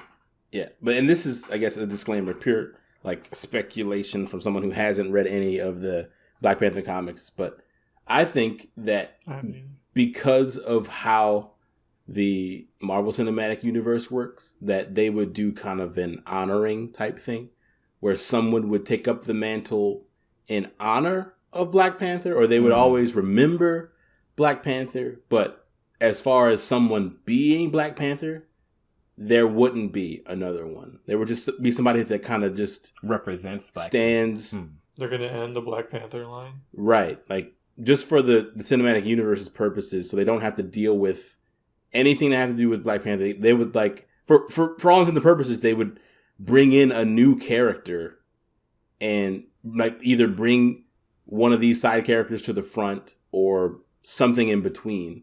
Yeah. I mean, Shuri could do that. She could be right the Wakanda representative in the Avengers. Well, exactly. And so they would still be themselves. And I think I'm in line with that idea, Kyle, like, in the sense that it will be somebody else. I think it'll be a new person, like a brand new person. I think Shuri, as much it would be cool for her to be Black Panther in that representative, I think she has a very unique role. She's the gadget girl. She makes all the cool stuff. And I feel like it would kind of mess up her character in the cinematic universe, and she'd have to be a lot more upfront. And I think it'll be somebody like what I feel. And this is what I think. I think the movie's literally going to follow a random person, seemingly like an undercover Wakandan agent, like in another country. And, like, you're going to find out they're Wakandan. You're going to find out that they're actually, like, a royal person, but they don't want to be the Black Panther. They're against it, but, like, they have to work with Shuri. They go on a mission. They prove themselves, and they take on the mantle of Black Panther. Like, they have to don his suit at the end of the movie. You know what I'm saying? It'll be that moment. You know what I'm saying? That take I was shield. Thinking, yeah. So I was thinking something kind of close to that, but not with the, I guess, gratification of, like, literally embodying, like, you weren't Black Panther. Through this transition, through the movie process, you now are Black Panther. Because one thing they've hinted towards, and again, speculation, but, White Tiger has been, quote unquote, established in the universe. And so, like, if they changed the way the hierarchy works, where maybe Shuri and her mom or whoever takes the throne, but don't become like the fighting symbol, but then they bring in someone else like White Tiger who becomes the fighting symbol for Wakanda. Okay, stop for a second. I'm not as clued in. Who is White Tiger? Or, you know what? Even better, don't answer that question, because I'm also not as clued in.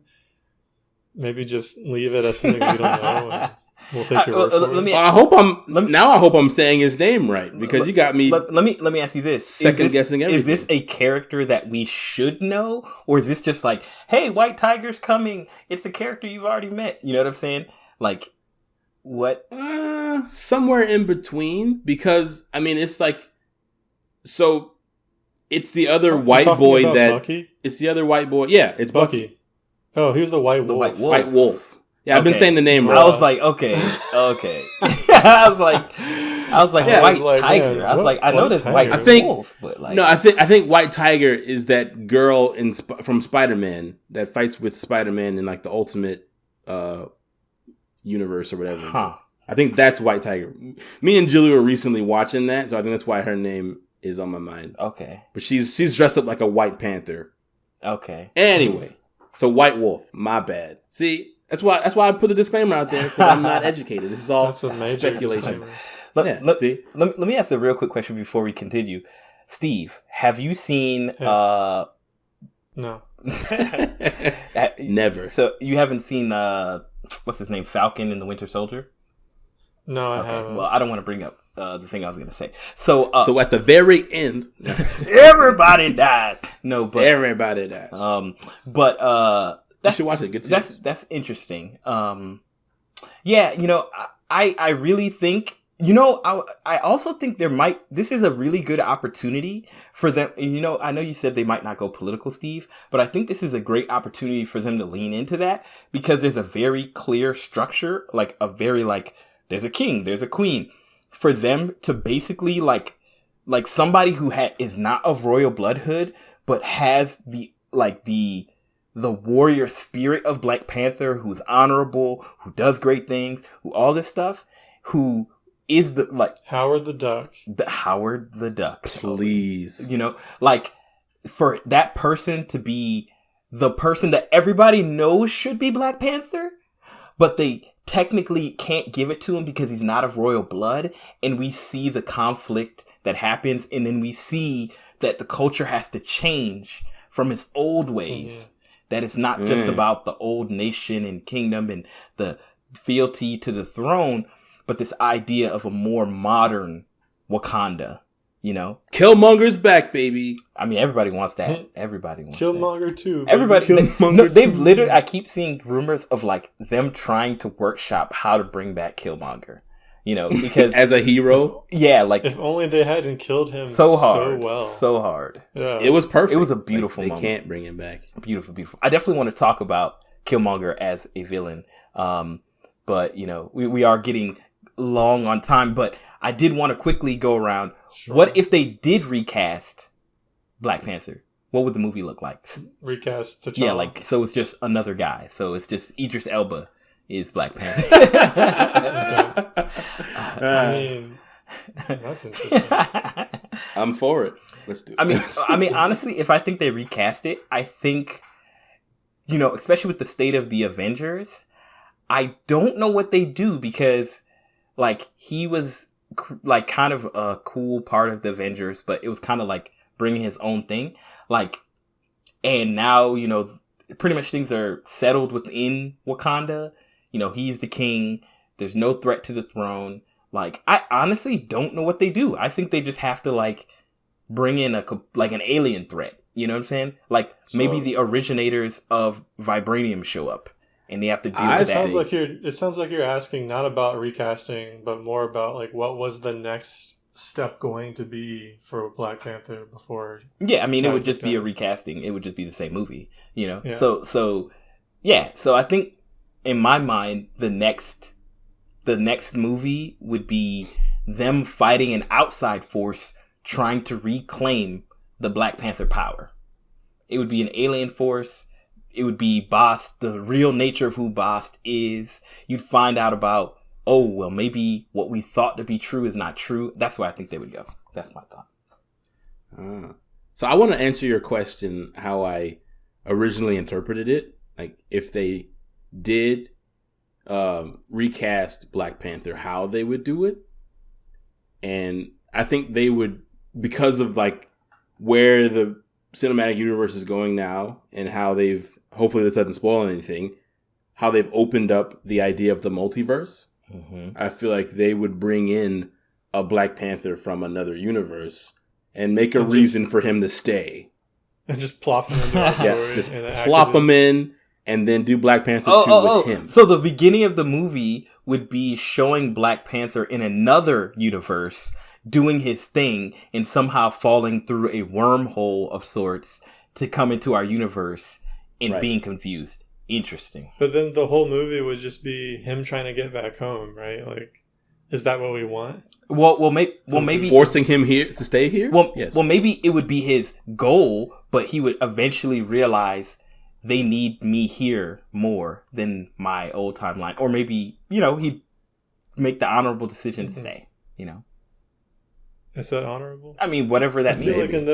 I feel like in all those stories, it's always preferred for the person to leave again. Like, that's how they tie up the visitor from another realm story as, and congrats, you went home. Or we can they die, you know? Take the Tomorrow World approach, and his world is doomed. That's what I'm so saying. He's That's gonna what stay. Thinking. Yeah, like maybe Wakanda has already been destroyed, and he's just trying to survive, and he finds a, I don't know, reality stone or something. Okay, sure.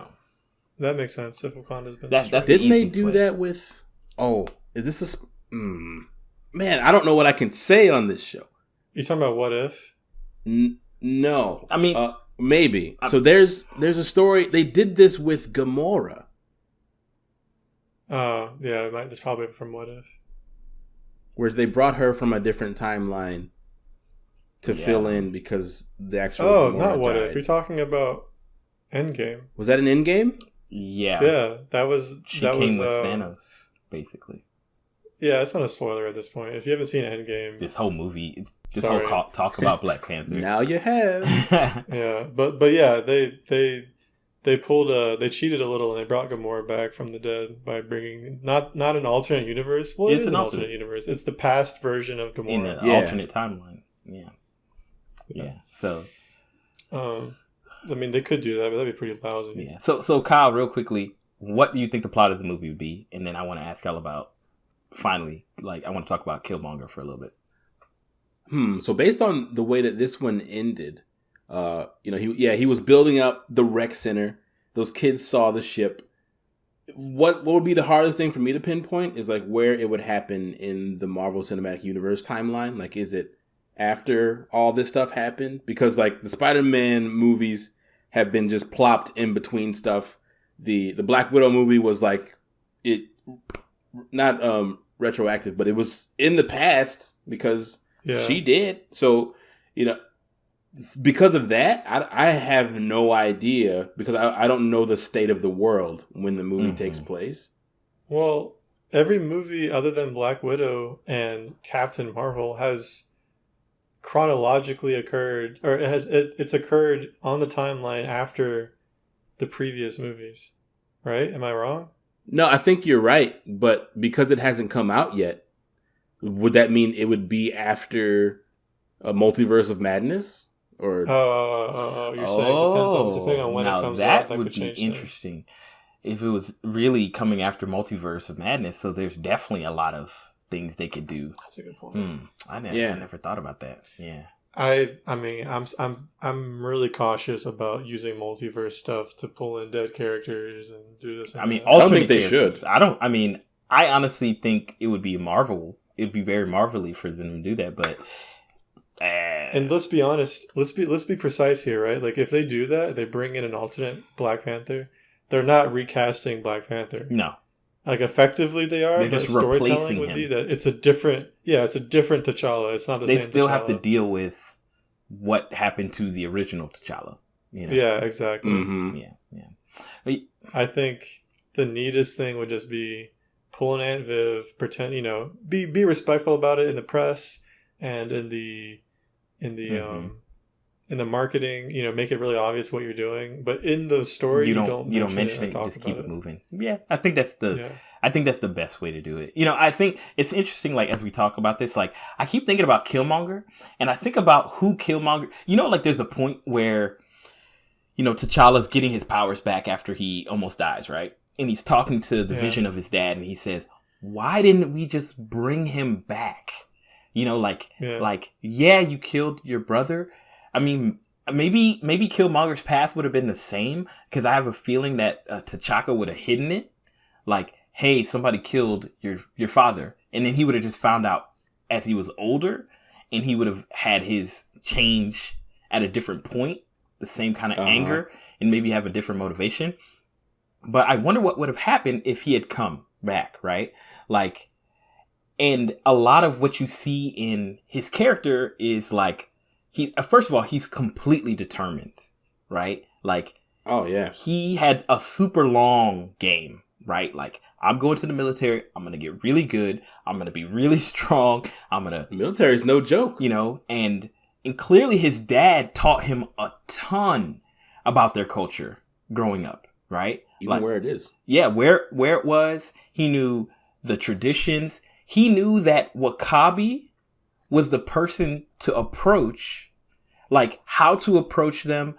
He knew the language. He gathered a lot of intelligence before he got there. He did know the language, yeah. Yeah, he knew it in I guess in a way maybe his father did have a treasure trove of knowledge hidden inside the apartment, so maybe that's how he learned it. You know, like, you know, I just wonder, like, first of all, I thought, okay, I have two different feelings about Killmonger as a villain. I wanted to hear what y'all think. One is, I thought Killmonger's motivation in his backstory was, like, made perfect sense to me. Like, I'm like, cool. This seems like the logical conclusion of a very angry person who was killed and betrayed by his own people. And a person who's smart enough to know, like, to say, like, hey, I want to protect the people that y'all won't protect. I'll do it by force. But for some reason, Michael B. Jordan's performance was hit or miss for me. Like, sometimes I really dug him. Like, when he was in the throne room, when he was arguing with T'Challa, like, I could see that character, like, really coming through. But for some reason, when I first met him in the museum, he felt very stinted. Like, I don't know, maybe That's actually, I'd forgotten about it. I was thinking just now. That's another example of when I felt kind of like talked down to. And I get he was talking about the artifacts that were stolen. He's like, did you think your people, you know, paid for these artifacts? And I'm like, that's a legitimate thing to be upset about. So I'm not mad about it. But it seemed like he was weirdly focused on that, considering he was there to steal them anyway. Like, he was using that as an excuse. I don't know. It was weird, but I mean, agreed. I mean, that made sense to me. Like, as far as, like, he is pretty much like a anarchist, but, like, not an anarchist. Yeah. He's just like, the system was built on my people and y'all stole from me and I'm gonna steal it all back. Like, he's just an angry person. Yeah. But, like, for some reason, his just performance as an actor was like, I don't know. It wasn't super believable for me at first. Like, when I remember watching the movie and be like, oh, like, Michael B. Jordan, cool. But I wasn't like, yeah, Killmonger is cool. I really, like, he just felt like, yeah, son, what's good, cuz? Like, at first. And then eventually, I don't know. That was my take on Killmonger. It sounded like he was trying so hard to sound like he was from Atlanta. Well, from, I mean, he's from LA, I think, or from Cali. Cali. No, I'm saying, like, I don't know. It seemed specifically Atlanta. I'm like, oh, I've never been to LA. I don't know what it sounds like, but it was very like, yeah, what's good? You don't protect what goes in your body, but you're calling the guards. I'm like, okay, all right, dude. Yeah. I actually really liked that line because he was like, you had these guys watching me since I walked in here, and I was like, bro, I know that feeling, son. Yeah, because of the way he was. Man, but I can kind of vibe with what you guys are saying. It was a bit of a disconnect because I don't know. I think he was trying to be both like cunning and charismatic, but then also like show that he was a mastermind, and then kind of give us a feeling of that he was also kind of showboaty. Like, it was a lot of things to process in that one scene. Yeah, and I think once we got later into the movie where he was in the throne room, still kind of showing these same features, I think it was more digestible at that point. But it was like, if that's when you first meet him and he's showing every single one of his cards, and then his whole operation goes off without a hitch, so apparently he is a mastermind. Like, he's perfect at this. It's a lot to take in, so it does fall flat in a lot of ways. Yeah. I think you're right. Like, I didn't think about it that way, but it seems like, we're taking, like, if you think about it, it's a Black Panther movie, so they can't spend too much time on Killmonger. So they have to introduce all of him. He's ruthless. He's cunning. He's kind of like a very like matter of fact kind of dude. Like, he just says his mind. He's kind of this got cool style, cool vibe. You know, he's muscular. Like, he's angry. They're trying to throw it. He's a womanizer. You know, like, he is a woman, and he's doing all this stuff. I don't want to say he's a woman. Well, I guess he's a womanizer because he just killed that girl. But, like, he's a ladies' man might be a better way. Like, it's like they dumped a whole bunch of stuff in like 5 minutes, and it felt like Michael B. Jordan was trying to get it all in there. You know, like, right, yeah. You know, and it wasn't until he's starting to interact with other characters, talking to Wakabi a little bit, talking to hey auntie, you know, like he he kind of had this kind of like, I am broken. Like, I have no emotions per se because I'm a soldier. But also, I'm a little bit disrespectful. You know what I'm saying? Yeah. He was pretty disrespectful. Very disrespectful. To me, the vibe I got from him was that at first it seemed like, all right, he's there. It really did seem like he was there for selfish reasons at first. I want to steal the throne. And then he starts talking about, I want to like help people rise up and take away, But, and so then you're like, oh, he has a good cause. But honestly, I think I already kind of touched on this, but I really feel like he was there to cause trouble. Like, he's there to incite war across the world. He's passionate about people being oppressed, but he doesn't actually want to solve the problem because, well, maybe he did, but he also knows that, like, he doesn't want to solve the problem. He wants to move the problem away from his people to like white people, Yeah. He just wants to get even. Yes. Mm-hmm. And I'll repeat what I said earlier. I don't think he cared about Wakanda. He didn't care to learn any of the culture. He wanted to use the stuff. He just wanted the technology. He wanted to be king. He burned the heart garden. He did all this stuff. I really think that he would have left, like he would have started all these wars and maybe used Wakanda as a seat of power, but it would have been his country, not Wakanda, Like, he wanted to tear down Wakanda as much as he wanted to tear down the oppressors around the world. Because to him, they were complicit and they had betrayed him. It still represented what was wrong with the world. Yeah, in their inaction, they just represent, like, I think in many ways, Wakanda is just going to be a new image. Like, it might keep the name. It might become, because I think he still has some respect for his culture, because in order to be a type of person who is anti something else, you kind of have to have some belief in the thing that you are, right? Or the thing that, know, so he's, in many ways, he's anti-colonial, so I think he was going to wage war against all of the European countries.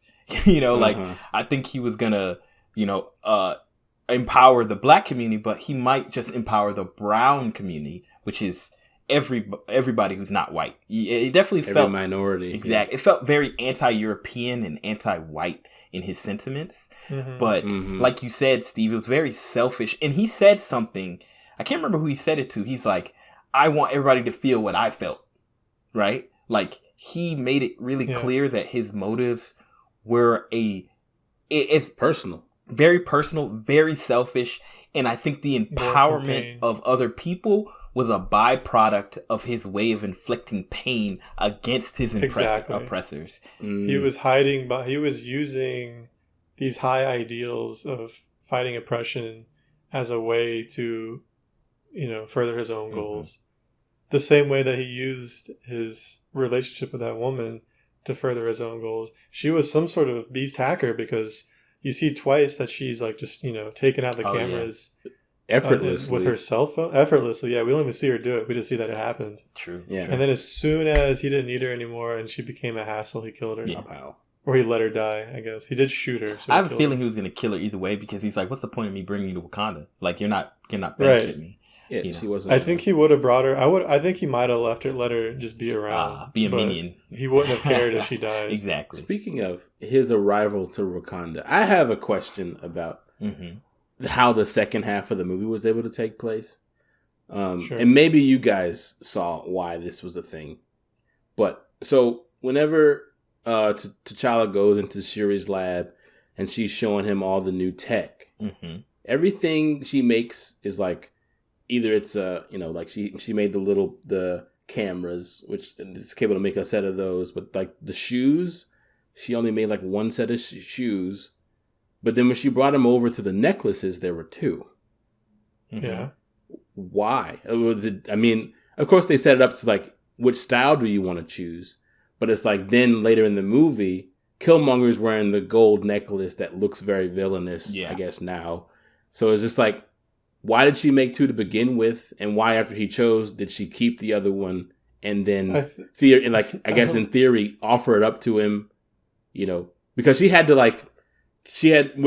whatever device she had, she synchronized it with T'Challa's body to where he could put it on with his mind. Oh, I don't think she offered it to Killmonger because she dipped out. She was gone. Remember? I think someone else in the in the throne, in the royal family, or not the family, someone else is part of the research, the royal court. The research. I mean, it was clear that she wasn't by lab, herself in there. Like, there's other people who worked in that area. Yeah. She was like the head scientist per se, but there's other people who were probably super intelligent and knew what they were doing. Mm-hmm. So I have a feeling that when he took on the throne, they knew about the technologies. They knew what was going on. So they just, hey, here's a necklace. But I mean, I don't think there's a good answer to your question, Kyle. I don't know why she made two.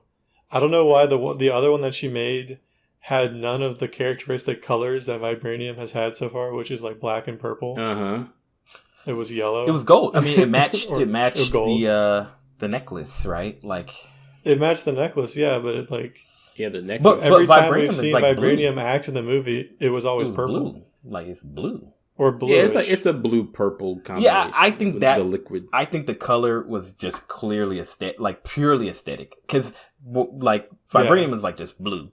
He had a dark royal purple, right? That's a royal purple and a royal gold. So it makes perfect sense to me from a, like, if I'm going to design something for a king, like, that's the colors I would use. Okay. But I mean, number one, it's definitely a plot device. But I think just fundamentally, if you just think about technology, like, yeah, you just make multiple because he's going to break one of them. Something's going to happen. So, like, he kicked it across the room. If it's the final version, why not have three? A backup. Like the key, the beads or whatever they're called. I can't remember what they're called. I don't remember. Yeah, like, I forgot. I'm pretty sure she had a lot more of those too. And I just think there were a bunch of those around. Yeah, I mean the thing, they were a plot device too. I mean, I think to me the part that I probably struggle the most with him is when he does show up to Wakanda. Like, he knew that they wanted Claw, but was it just coincidence that he ran into W'Kabi, who just really wanted Claw? Like, who happened to be at the border too? Who was the border leader and all this stuff? Or did he just, like, logically come to the conclusion, hey, Claw killed these people back in the day, so they probably want him the most? Or... Yeah, I have to assume that he... I mean, they don't tell us how he gets any of his intelligence about Wakanda, or how anyone gets intelligence about Wakanda. Well, right? We know, like, Claw... He knows all this stuff. He seemed to know... well, obviously he would know the royal family because his dad could have told him that. But yeah, he knew, like, where the borders were. He knew who to talk to in the border tribe.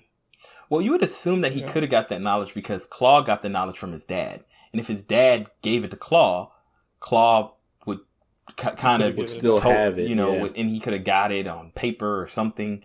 And maybe Claw said he'd been there and was like one of the few people who've ever escaped. Yeah, and he got branded. So I don't know if he'd been there multiple times because he blew up, or maybe he got captured. Oh, maybe that's what happened. He broke in, got captured, then blew up to get out with some vibranium. It's a lot of, like, of course, there's, like, kind of sort of plot holes, but they can all be. They did a good job of not explaining. Like, they did what I like science fiction movies do. Like, don't explain it. Yeah. Say it happened and move on. Exactly. Here's something that bothered me. When W'Kabi basically, like, does a full 180 and turns against T'Challa because, homeboy Killmonger walked up with Claw and basically stole his heart right there. But I'm like, the whole conflict he had with T'Challa was that he had let Claw slip away.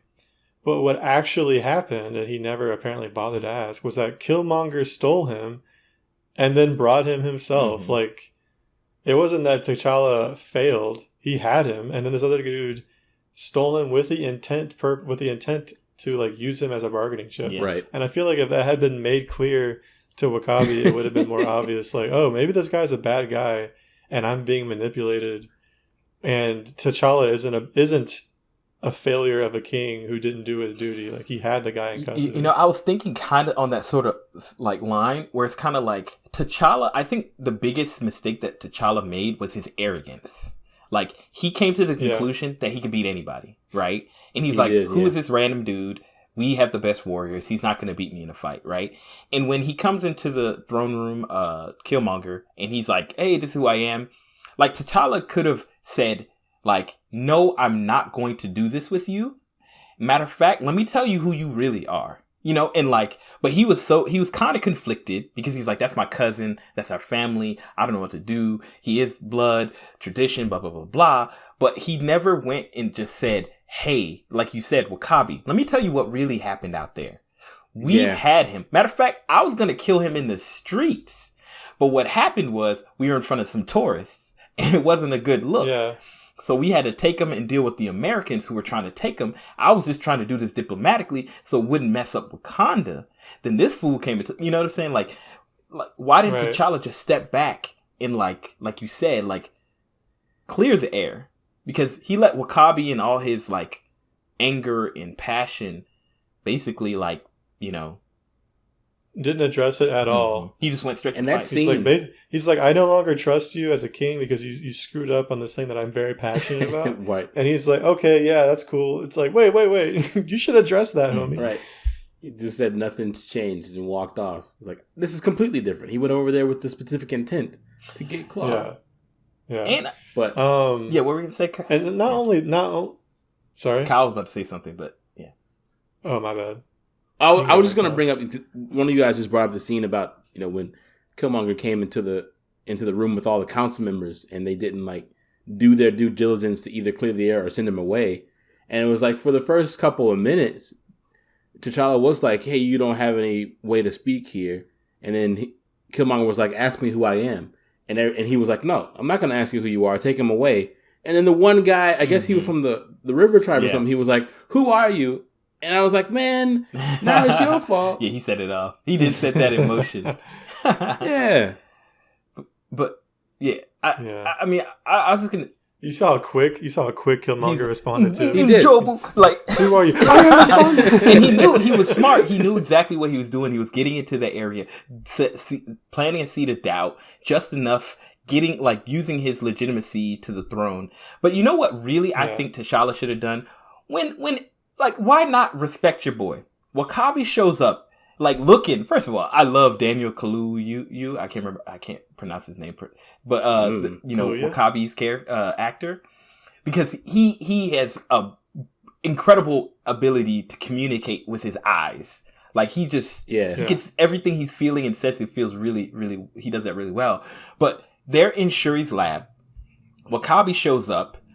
Black Panther's on his way out. You know, T'Chaka, or somebody says, oh no, Wakabi's coming. And he's like, T'Challa's like, I'll go handle it. And then Wakabi goes, yo, is that, you bring, what's his name? And he's like, no, he's not here. Da-da-da-da. Why not explain everything to him? He just kind of shooed him away. And I think a part of that is why Wakabi was like, bump you. Like, you won't even respect me enough. Like, I'm your peer. Like, you know what I'm saying? Say what happened. You know? Yeah. And maybe Killmonger treated him as a peer. You know, and that's probably maybe a part of it as well. That's a good point. Yeah. But even aside from being shooed away and stuff, it really felt like he went from, you know, a loyal supporter, advisor to the king, to like, I mean, at the end of the movie, he literally orders his men to go kill Black Panther. Like, what kind of hatred was below the surface to create that situation? I think they showed little glimpses of it, but once again, it's a movie, and it was already 2 hours long, so I can imagine wanting to do more. But they showed glimpses of his only desire was revenge, right? Like he, even in the throne room when he was talking about it, he was just like, "Look, you're like, you need to go kill him. Like, you need to make me this promise." You know, like that was his only goal. And kill him or bring him back. Yeah, and it seemed like he was already. You know, and then when he was talking to T'Challa later, he said, "I thought you would be different. Your father didn't do this, but I thought you'd be different." So I think he'd always had some disdain toward the throne because of, because like, hey, my parents got killed. You guys weren't there to protect me. Then you didn't even like go out of your way to go find this guy who killed my people. And it's just been stewing. And so he probably just had a genuine like disdain for the throne, and then T'Challa is just a representation of T'Chaka to him, another broken promise. and you know, not protecting his family. Like, oh, it's all about your tribe, not mine. You know, that's what I think, at least. Yeah, I think that, like you're saying, I think it goes deeper because it showed that T'Challa and W'Kabi had like a really like brotherly relationship, even though I guess they were on the opposite sides of Wakanda. So, and I think it was one of those situations too where it's like, if you know somebody really well and both of you have the same motivations, say we want everything to be better, and one of you makes it, I think, you know, off screen they made a pact that if one of us gets there, if we can make a change, we're going to do it for the other one and we're going to make everything better.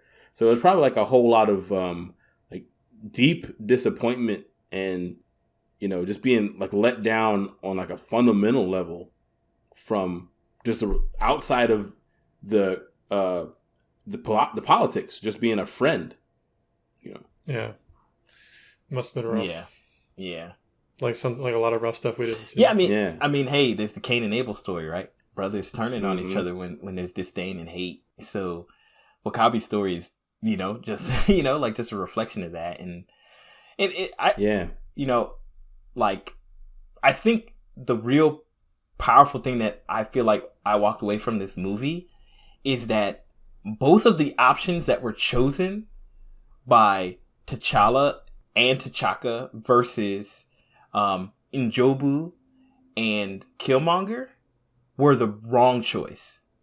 One was, hey, ignore the problems of the world, monitor them just to make sure they don't affect you. And the other was, take over the world, make it our own. Instead, there's like a measured approach in the middle, which is, hey, we can still protect our own. Like, we can still take care of ourselves while still being engaged and involved in a meaningful way with an external entity. Meaning, if you're white, you can interact with black people in a real way. If you're black, you can interact with white people. It's like, we are separate entities. We have our past. We have ills toward each other. But that doesn't mean we can't cooperate in a real, genuine way while still protecting our own ways of life, you know, simultaneously, you know? And yeah, I think to like foster those relationships, you know, there's vulnerability. In order for them to be meaningful, you give up a piece of yourself. And I know, like in the groups that say, you know, don't interact with others because it'll like taint what we have, it makes that a whole lot more difficult. Because like this idea that if I do engage, it makes me worse. It makes us worse. Mm-hmm. Well, you're welcome. Me worse, because I won't make you worse. I'll make you better. You just make me less better. You know, you know, it's interesting. I didn't say how better. I forgot about this, but at one point they're discussing the idea of having like being interventionist, kind of, sorta. And W'Kabi in general just says like, hey, we can't take more people in because they'll come and bring their problems with us. Exactly. You know, he was always kind of like a what's the word? Xenophobic. So it kind of makes sense that Killmonger's mindset kind of aligned with his, because he was like, he's like, yeah, we bring these people, they just bring their problems, you know. So yeah. Killmonger was like, we go to them and we change them. We force them to change by making them slaves and showing them what we went through. That was basically his goal. So don't you see now? Slaves are wrong. Slaves are wrong. We're gonna keep you enslaved. So yeah, man. I mean, number one, I think we all agree Black Panther was a great movie. You know, if it was a movie that was just the way it was done was so, I lack a better word, tasteful, but honestly, like honored like what it was trying to represent, you know. And I personally, it's one of my favorite movies. Of course, I have my bias because I'm black, but also just on a straight general principle kind of sense, I thought it was a great movie. Any last? No, it's only because you're black. Only because I'm black. Yeah. Hey, you brown too, Steve. So you need to come on the team. Only in the summer. Only in the summer. Brownish. You know, I'm glad. I'm a Sandy. I'm a brownie. Amen. I'm a vanilla brownie. You know, down with the brown, brother. You down with the brown? Yo. So, any last thoughts from you guys as we wrap up here? Kyle, I'm glad to see, you know, a black movie black, I guess, inspired movie with a larger black cast that didn't have like, you know, the not to say it wrong, but the familiar faces, the too many familiar faces, I should say, because there were a couple of, you know, big hitters in there, but it's just like that's usually a trope that does come with the movies of this type that do well. It's, you know, you have your Denzels and your Tyler Perry's in there somehow, and Eddie Murphy's, and, you know, and your Will Smith. Like, they do great, and they have movies with primarily black casts, and it's great. But this is something completely different. Yeah, and I appreciate that. Yeah, well said. It's like a passing of the torch. Yeah, it's the next generation of black actresses and actors. Blackstresses. Blackstresses and black. Thank you. I gotta stop Hashtag that. Black licorice. hashtag really Blackster. Let me hear from all my Blackters out there. Man. Any last thoughts, Steve? Two last thoughts. First, I was recently talking with someone about whether this movie is whether it's better than Spider-Man Into the Spider-Verse, and I will always say Into the Spider-Verse is just like one of the greatest movies ever, animated or otherwise. Absolutely. But having this discussion with you guys is like, actually, it is kind of closer than I had initially thought. This is actually a really good movie. It has a lot of wholesome stuff and not so wholesome stuff. It's just good. It's good. Well, it's well done. Well written. Props to the whole team. Yeah. Props. Mad props. The other thing I wanted to bring up is that it's today's Tuesday. Okay. Like the greatest Tuesday. Oh, yeah, the twos. Oh, it's February 22nd, 2020. Yeah. And it's 2/2. It's a Tuesday as well. 2/2. Yes. It's an auspicious day. It's an auspicious day. The really good Tuesday is in 200 years, but I don't think it's going to be on a Tuesday, so I guess we'll see. Oh, Jill is making tacos tonight. Taco Tuesday. I had tacos for lunch today. 2/2. Yeah. No, that's too much. You know, too much. It's too much. That was Got on it. purpose. That joke was a number 2. Pun not intended. I just want to add one of my last thoughts about what I think might have been the most disrespectful moment in the whole movie, and almost for me removed me from the moment. And you guys might remember this. Y'all might remember this. Removed you from Mm. your ready? body. You ready? The Black Panther. I forgot to say the Black Panther. the Blick. I just do that. And I don't know. I was like, he had to have some direction on, okay. They told him to do it. What's your Wakandan accent, right? Because they, you know, all the actors had to work on their Wakandan accent. They had different ones. You know, Winston Duke, who is M'Baku, had kind of a Caribbean, African kind of thing. You know, they all had different flavors, you know, but for sure. Most everybody kind of had this kind of Wakanda, but then, like, you know, just I don't even know. I had so many thoughts about it, and then I was like, okay, I'm gonna pay a lot of attention to how is done. I can't believe I'm forgetting the actor's name because I literally had it in my head. Forrest Whitaker. Forrest Whitaker, thank you. Like, because I was like, maybe he says Blick the whole time, but he doesn't. He doesn't. He says the Black Panther using his accent. That was the best take. 100% how I felt. That's what I said to Shilene. I said, this was the best take. And they were like, we're not shooting that scene again for us. Like, this is what it is. You've said Blick 6 times. This is number 7. Well, he kept saying Block. He kept saying Black Panther. And they're like, you know what? We'll take Blick. It's better than Block.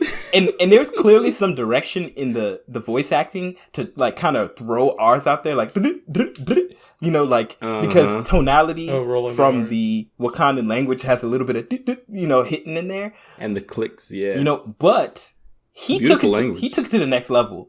Everything he said, they will now fight in ritual combat. Yeah, it was too much. I was like, come on, Forrest. Like, everybody managed to figure this out.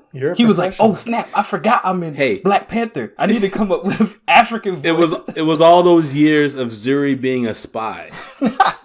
He forgot his accent. Yes, undercover Zuri. He lost his accent. He was like, man, Undercover Zuri sounds like a spin-off movie title. So That's Black Panther 2. Undercover Zuri. It's a prequel. Yeah, it has to be a prequel because you Zuri got Undercover. Or would it be a sequel to Undercover Brother, where Zuri is so Undercover Brother actually takes place in the MCU. You heard it here first. Oh, that explains why his Afro pick was unbreakable. Exactly, it's made of vibranium. It was vibranium. This whole was time. and he was a war dog. He was a war dog. He was Wakanda. He was Wakandan the whole time. I mean, think about it. You never see the inside of his Never saw it. lip. You don't. know. Purposefully, they did that because they didn't want to hit. Hey. I mean, it was Eddie Griffin, so you kind of did get a glimpse every once in a while when he made those weird faces. True. But didn't flash blue. And we know now that all Wakandans, their weakness is mayonnaise.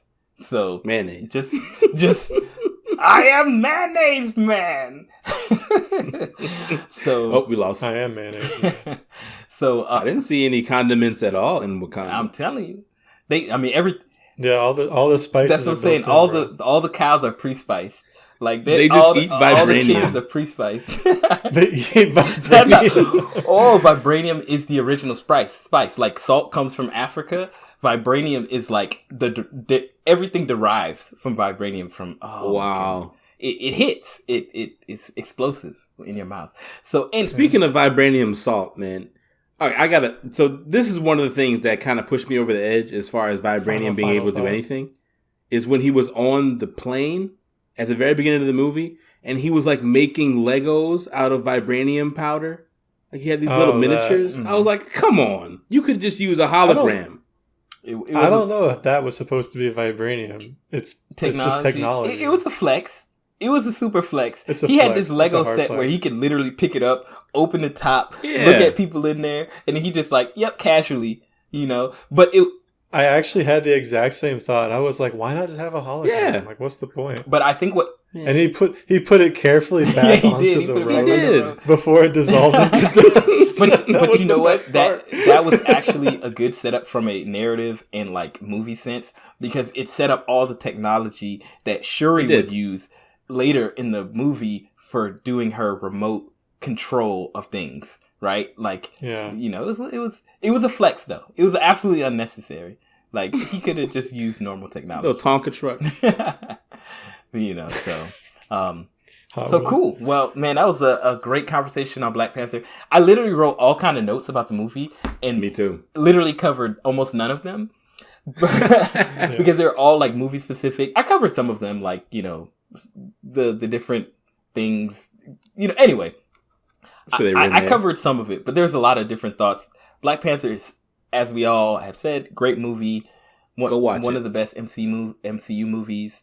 Go watch it if you haven't seen it. At this point, I don't even feel like we needed to say spoiler alert, but for anybody who's gotten this far, spoiler alert, we talked about the movie. Don't listen any further. I don't think this is a movie that is really ruined by being spoiled, though. Like, it's still enjoyable. It's still a great movie. There's no like real big plot twists. It's more just twists. Just good writing, good story in general. So, anywho, hey, thank you so much for listening to this episode, this special Black History Black Panther 222 Tuesday episode. It was never too much. It was a special episode, and never too much. Another Black History moment. But so anyway, thank you for listening. As always, thank you, Kyle, for joining us today. Always a pleasure. Remember to choose your attitude. Yes. I should have used brother more. Come here, my brother Steve. Brother Kyle. Brother Steve. But thank you, Steve, for being here today. Wakandan Steve. You're very welcome, I assume brother. that your arms are crossed and you're doing the little shoulder thing right now in your room. Yeah, I've got my... Never mind. Make a W with your I'm not gonna has his dashiki on because he was prepared.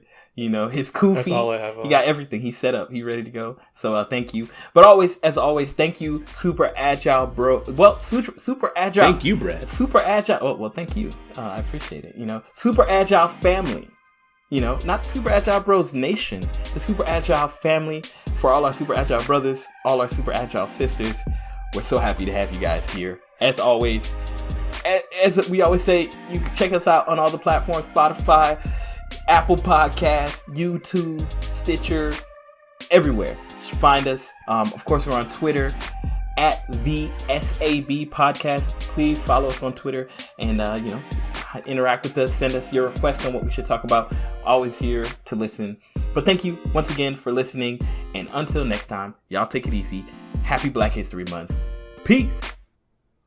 Happy Tuesday. Wakanda forever. Wakanda forever. Super Agile Bros forever. Cutting all of it.